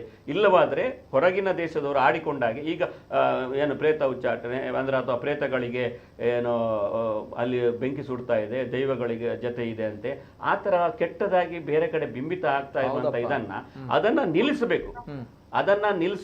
ಇದರ ಹಿಂದೆ ಈ ಒಂದು ಸಮಸ್ಯೆಯನ್ನ ಅದನ್ನು ಪರಿಹಾರ ಮಾಡುವ ಬದಲು ಅದರ ಲಾಭವನ್ನು ಪಡ್ಕೊಂಡು ಏನೋ ಕೆಲಸ ಮಾಡಿಕೊಳ್ಳುವಂತ ಒಂದು ವ್ಯವಸ್ಥಿತ ಶಕ್ತಿ ಇದ್ರೆ ಅದನ್ನ ಹೊರಗೆ ಹಾಕಬೇಕು ಎನ್ನುವುದಷ್ಟೇ ನಮ್ಮ ಉದ್ದೇಶ. ಅದಕ್ಕೋಸ್ಕರ ನಾನು ಹೇಳಿದ್ವಿನ, ನಾವು ನನ್ನ 25 ವರ್ಷಗಳಲ್ಲಿ ನಮ್ಮ ಹಿಂದೂ ಧರ್ಮ, ಹಿಂದೂ ಸಂಸ್ಕೃತಿ ಅಥವಾ ದೈವಾರಾಧನೆ ಅದನ್ನ ಪಾಲಿಸುತ್ತಾ ಮತ್ತೆ ಅದನ್ನ ಆಚರಣೆ ಮಾಡುತ್ತಾ ಮತ್ತೆ ಅದರ ಸರಿ ತಪ್ಪುಗಳು ಅಂದ್ರೆ ಕೆಲವೊಮ್ಮೆ ಅದನ್ನ ಮಿಕ್ಸ್ ಹಾಕಿ ಮಾಡ್ತಾರೆ.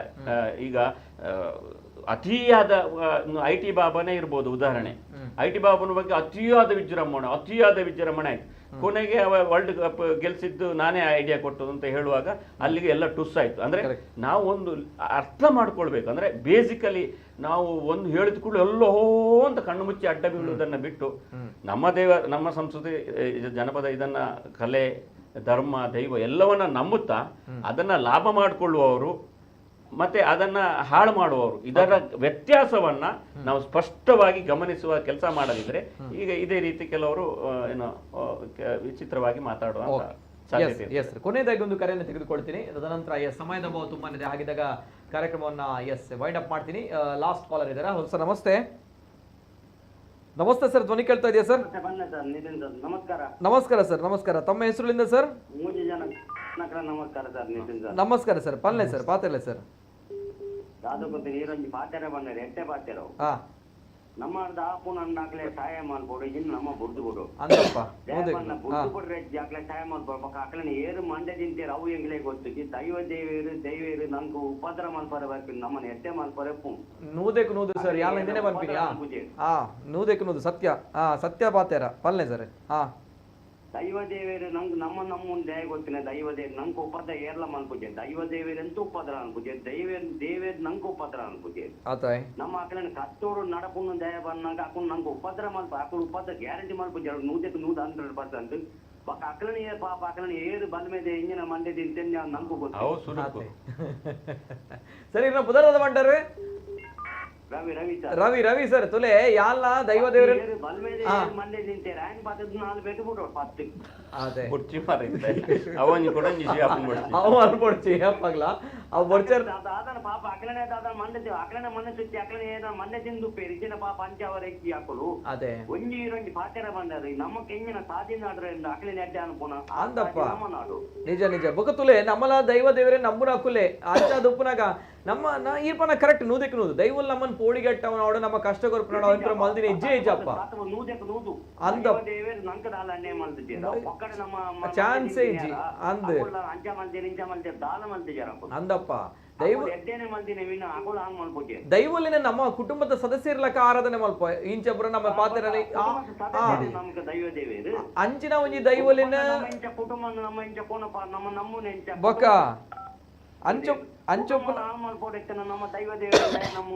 ಕರೆಕ್ಟ್ ನಿಜ ನಿಜ. ಈಗ ನಮ್ಮ ಹಿಂದೂ ಸಂಸ್ಕೃತಿಯಲ್ಲಿ ಪುನರ್ಜನ್ಮದ ವಿಚಾರ ಇದ್ದ ಕಾರಣ ಈ ತರ ಎಲ್ಲ ಪ್ರಶ್ನೆಗಳು ಬರುವುದು. ಆದ್ರೆ ನೋಡಿ, ಒಮ್ಮೆ ದೇಹ ದಹನ ಆದ ನಂತರ ಎಲ್ಲಿಯ ಬಾಡಿ ಪಾರ್ಟ್ ಎಲ್ಲಿಯ ಇದು ಇದ್ರೂ ಅವುಗಳಿಗೆ ಏನು ಮಾಡ್ಲಿಕ್ಕೆ ಆಗೋದು. ಮುಖವೇ ಇಲ್ಲದಿದ್ದಾಗ, ದೇಹವೇ ಇಲ್ಲದಿದ್ದಾಗ ಎಲ್ಲಿಂದ ಫೋಟೋ ಬರ್ತದೆ? ಒಂದನೇ ವಿಚಾರ. ಹಾಗೆ ಅಂತ ಹೇಳಿ ನಾನೇನು ಹೇಳೋದಂದ್ರೆ, ಅವರ ನಂಬಿಕೆಗಳಿರ್ಲಿ, ಅದನ್ನು ಮೂಢನಂಬಿಕೆಯಾಗಿ ಒಬ್ಬರನ್ನು ಎಕ್ಸ್ಪ್ಲಾಯ್ಟ್ ಮಾಡುವಂತದ್ದು ಇರಬಾರ್ದು. ಒಂದು ಕೊನೆಯದಾಗಿ ಅದೊಂದು ಫೋಟೋವನ್ನು ಹಾಕಿ. Thank you sir, Ravi sir, thank you. ಅದು ನೋಡಿ, ಅಲ್ಲಿ ಆ ಹೆಂಗಸಿಗೆ ಝೂಮ್ ಇನ್ ಮಾಡಿ ನೋಡಿ. ಈಗ ಒಂದು ಫೋಟೋ ಬರ್ಬೇಕು ಅಂದ್ರೆ ನನ್ನ ಮುಖದ ಮೇಲೆ ಲೈಟ್ ಬಿದ್ದು ಅದು ಕ್ಯಾಮರಾ ಕ್ಯಾಪ್ಚರ್ ಆಗುವಂತದ್ದು. ಹಾಗಾದ್ರೆ ಅದು ಅಲ್ಲಿ ಫೋಟೋ ಬರ್ತಾ ಉಂಟಂತಿದ್ರೆ ಅಲ್ಲಿ ಒಂದು ಮುಖ ಉಂಟಂತ ಅರ್ಥ. ಇಲ್ಲದಿದ್ರೆ ಭೂತಗಳಿಗೆ ಮುಖ ಇಲ್ಲದಿದ್ರೆ ಹೇಗೆ ಫೋಟೋ ಬರ್ತದೆ? ಒಂದನೇ ವಿಚಾರ. ಎರಡನೇ ವಿಚಾರ, ಆ ತಾಯಿಯವರಿಗೆ ಹಿಡಿಸುಡಿಯಲ್ಲಿ ಹೊಡಿತಾ ಇದ್ದಾರೆ ಅಂತ ವಿಚಾರಗಳು ಮಾಡುವಾಗ ಅವರ ಕಾನ್ಫ್ಲಿಕ್ಟ್ ಇನ್ನೂ ಜಾಸ್ತಿ ಆಗಿ ಅವರ ಪೊಸಿಷನ್ ಅಟ್ಯಾಕ್ ಇನ್ನೂ ಜಾಸ್ತಿ ಆಗ್ತದೆ. ಇಂಥ ಕೇಸ್ ಬರುವಾಗ ನಾವೇನು ಹೇಳ್ತೇವೆ ಅಂದ್ರೆ, ಈ ತರ ಪೊಸಿಷನ್ ಅಟ್ಯಾಕ್ ಆಗುವಾಗ ಅವರನ್ನು ಒಬ್ಬರೇ ಬಿಡಿ, ಅರ್ಧ ಗಂಟೆ ಅವರನ್ನು ಒಬ್ಬರೇ ಬಿಡಿ, ನೀವೆಲ್ಲರೂ ಹೊರಗೆ ಬನ್ನಿ ಅಂತೇಳಿ. ಹೊರಗೆ ಬಂದ ಕೂಡಲೇ ಅರ್ಧ ಗಂಟೆಯಲ್ಲಿ ಅವರೇ ಸರಿ ಆಗ್ತಾರೆ, ಅವರೇ ಹೊರಗೆ ಬರ್ತಾರೆ. ನಾವು ಗಮನ ಕೊಟ್ಟಷ್ಟು ನಾವು ಅವರಿಗೆ ಆ ತರ ಹಿಡಿಸುಡಿದ ಹೊಡೆಯುವುದು ಎಲ್ಲ ಮಾಡಿದರೆ ಆ ಪೊಸಿಷನ್ ಅಟ್ಯಾಕ್ ಇನ್ನೂ ಜಾಸ್ತಿ ಆಗ್ತದೆ. 100ಕ್ಕೆ 100 ಸರ್. ಎಸ್, ಅದು ಅಟೆನ್ಷನ್ ಗ್ರಾಬ್ ಮಾಡ್ತಾರೆ ಅಲ್ವಾ? ಅಂದ್ರೆ ಅವ್ರು ಬೇಕು ಅಂತಲೇ ಮಾಡುದಂತ ಹೇಳುದಲ್ಲ, ನಾಟಕ ಮಾಡುದಲ್ಲ, ಅದು ಅವರ ಕಾನ್ಫ್ಲಿಕ್ಟ್ ಅನ್ನು ರಿಸಾಲ್ವ್ ಮಾಡುವಂತ ರೀತಿ. ಈಗ ನಿಮಗೆ ಕಷ್ಟ ಬಂದಾಗ ನಾವೆಲ್ಲರೂ ಒಂದೊಂದು ರೀತಿಯಲ್ಲಿ ಕಾನ್ಫ್ಲಿಕ್ಟ್ ಅನ್ನು ರಿಸಾಲ್ವ್ ಮಾಡ್ತೇವೆ. ಅವರಿಗೆ ಕಾನ್ಫ್ಲಿಕ್ಟ್ ರಿಸಾಲ್ವ್ ಮಾಡ್ಲಿಕ್ಕೆ ಗೊತ್ತಿಲ್ಲ, ಅದರಿಂದಾಗಿ ಈ ದಾರಿ ಹಿಡಿತಾ ಇದ್ದಾರೆ. ನನಗೂ ಸಣ್ಣ ಇರುವಾಗ ಒಮ್ಮೆ ಹಾಗೆ ಆಗಿತ್ತು, ಮೈಯೆಲ್ಲ ಗಡಗಡ ಸಿಟ್ಟು, ನನಗೆ ಒಳಗೆ ಹೋಗ್ಲಿಕ್ಕೆ ಬಿಡ್ತಾ ಇಲ್ಲ ಒಂದು ಕಡೆ. ಆವಾಗ ನಾನೇನು ಈ ತರ ಏನು ಸಿಟ್ಟು ಬರ್ತದೆ, ಗಡಗಡ ಬಂದು ಆಗ ಬಿಟ್ಟ ಮತ್ತೆ ಒಳಗೆ. ಅಂದ್ರೆ ನನಗೆ ಗೊತ್ತಿಲ್ಲ, ನಂತರ ಈಗ ಇವ್ರು ಹೇಳುವಾಗ ಬಹುಶಃ ಅದೇ ಆಗಿರ್ಬೋದು ಸಣ್ಣ ಇರುವಾಗ. ಆ ತರದ್ದೆಲ್ಲ ಇರ್ತದೆ. ಅದಕ್ಕೆ ಫೇಸ್ ಕರೆಕ್ಟ್ ಆಗಿ ಬರ್ಲಿಕ್ಕೆ ಸಿಂಪಲ್ ಆಗಿ ಒಂದು ದಾಡಿ ಪ್ರಾಣಿಗಳಲ್ಲಿ ನಾವು ನೋಡಿರ್ಬೋದು, ಶ್ಯಾಮ್ ಡೆತ್ ಫಿನಾಮಿನ್ ಅಂತ ಹೇಳ್ತಾರೆ. ಒಂದು ಕುರಿಗೆ ನೀವು ಹೋಗಿ ಸಡನ್ ಹೆದರಿಸಿದ್ರೆ ಡಬ್ ಸತ್ತಾಗಿ ಬೀಳ್ತದೆ, ಸತ್ತೋಗುದಿಲ್ಲ, ಸತ್ತಾಗಿ ಬೀಳ್ತದೆ. ಅಲ್ಲಿಂದ ಭಯ ಹೋದ ಕೂಡಲೇ ಅದು ಎದ್ಕೊಂಡು ನಡಿಲಿಕ್ಕೆ ಶುರು ಮಾಡ್ತದೆ. ಅದೇ ರೀತಿ ಈ ಮನಸ್ಸು, ನಮ್ಮ ಮನುಷ್ಯರ ಮನಸ್ಸು ಇನ್ನೂ ಕಾಂಪ್ಲೆಕ್ಸ್. ಈ ಕಾನ್ಫ್ಲಿಕ್ಟ್ ಆದಾಗ, ಒಂದು ಗೋಡೆಗೆ ಒತ್ತಿ ಹಿಡಿದಾಗ ಒಬ್ಬ ಮನುಷ್ಯನನ್ನು ಏನಾಗ್ತದೆ, ಅವನಿಗೆ ಹೊರಗೆ ಬರ್ಲಿಕ್ಕೆ ದಾರಿ ಇಲ್ಲ. ಹಾಗೆ ಈ ರೀತಿಯ ವಿಚಾರಗಳು ಹೊರಗೆ ಬರ್ತದೆ. Thank you so much. And ಕೊನೆಯದಾಗಿ ಸರ್, ಲಾಸ್ಟ್ ರಿಯಾಕ್ಷನ್. ನಾನು ನೇರವಾಗಿ 3 ಅತಿಥಿಗಳು ಕೂಡ ಲಾಸ್ಟ್ ರಿಯಾಕ್ಷನ್ ತೆಗೆದುಕೊಳ್ತಾ ಹೋಗ್ತೀನಿ. Yes sir, last reaction Kundeshwar sir. ಅಂದ್ರೆ ನನ್ನದು ಸ್ಪಷ್ಟ ಏನು ಹೇಳಿದ್ರೆ, ನಮ್ಮ ಸಂಸ್ಕೃತಿ, ನಮ್ಮ ಆರಾಧನೆ, ಆಚರಣೆಗಳು ಅದನ್ನ ಕಲುಷಿತ ಮಾಡಬೇಡಿ, ಇಂಥದ್ದಕ್ಕೆಲ್ಲ ಜಾಯಿಂಟ್ ಮಾಡಿ, ಇದಕ್ಕೆ ಸಪರೇಟ್ ಆದಂತಹ ಅದಕ್ಕೆ ಮಾನಸಿಕ ಚಿಕಿತ್ಸೆ ಕೊಡಬೇಕಾದಂತ ಅಗತ್ಯ ಇದೆ. ಇಲ್ಲಿಯ ಈ ನಾನು 25 ವರ್ಷಗಳಲ್ಲಿ ನೋಡ್ತಾ ಇದ್ದೇನೆ, ಹಿಂದೆ ಈ ರೀತಿಯಾದಂತದಕ್ಕೆ ಹೆಚ್ಚು ವಿಜೃಂಭಣೆಗಳು ಸಿಗ್ತಾ ಇರಲಿಲ್ಲ, ಅದು ಅಲ್ಲಿಗೆ ಸೀಮಿತ ಆಗ್ತಿತ್ತು. ಈಗ ಏನ್ ಹೇಳಿದ್ರೆ, ವಾಟ್ಸಪ್, ಮೊಬೈಲ್ ಇತ್ಯಾದಿ ಸಾಮಾಜಿಕ ಜಾಲತಾಣಗಳಿಂದ ಅಲ್ಲಲ್ಲಿ ವಿಪರೀತವಾಗಿ ಪ್ರಚಾರ ಆಗಿ ಏನು ಇದನ್ನು ಹೌದು ಅಂತ ನಂಬುವ ವರ್ಗ ದೊಡ್ಡದಾಗ್ತಾ ಹೋಗ್ತಾ ಇದೆ. ಬಟ್ ಈ ಹಿಂದೆ ಇಂತಹ ಒಂದು ಶೋಷಣೆಗೊಳಗಾದಂತ ಕುಟುಂಬಗಳು ಕೂಡ ಇತ್ತು, ಅವರುಗಳು ಬೆಳಕಿಗೆ ಬರ್ತಾ ಇಲ್ಲ.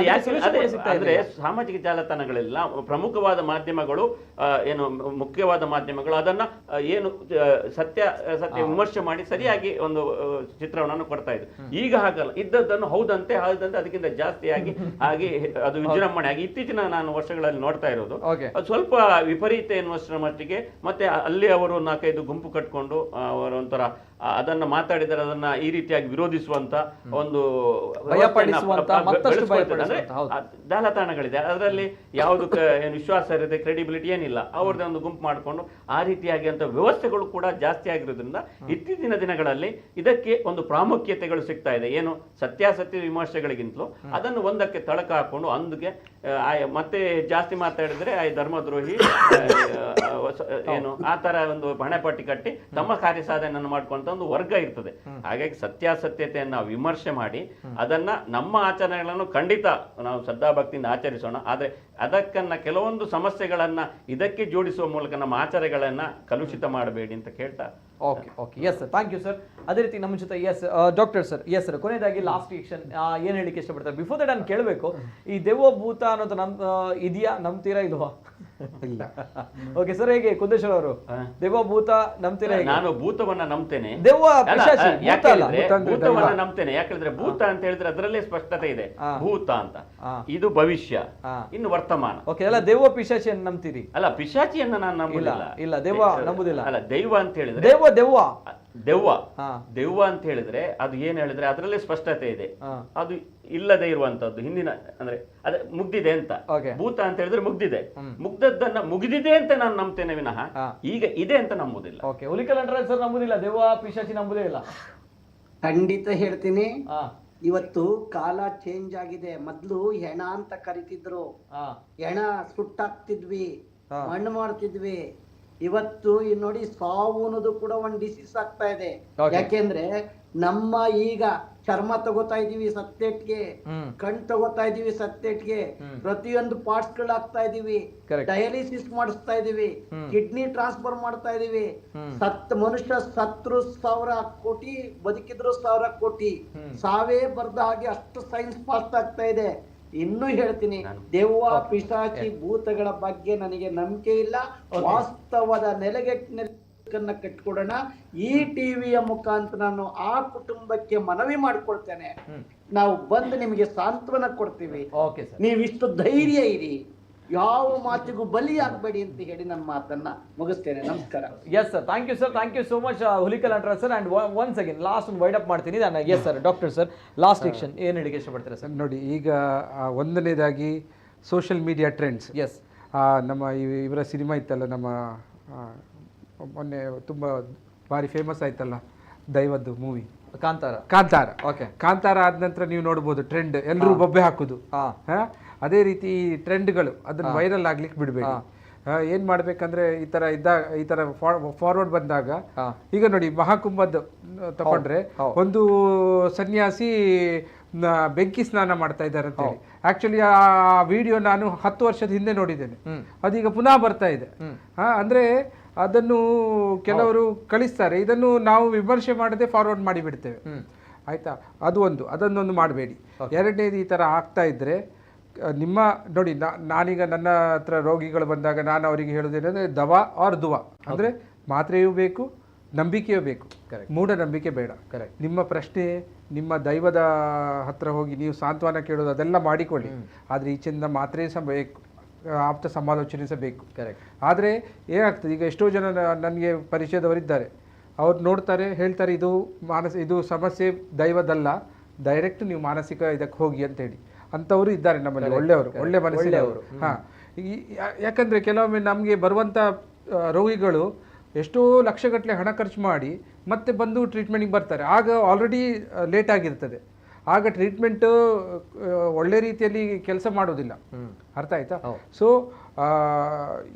ಅಂಥವರು ಬೇಕು. ಯಾಕಂದರೆ ಈ ಪ್ರಶ್ನೆ ನಂಬಿಕೆ ಬೇಕು.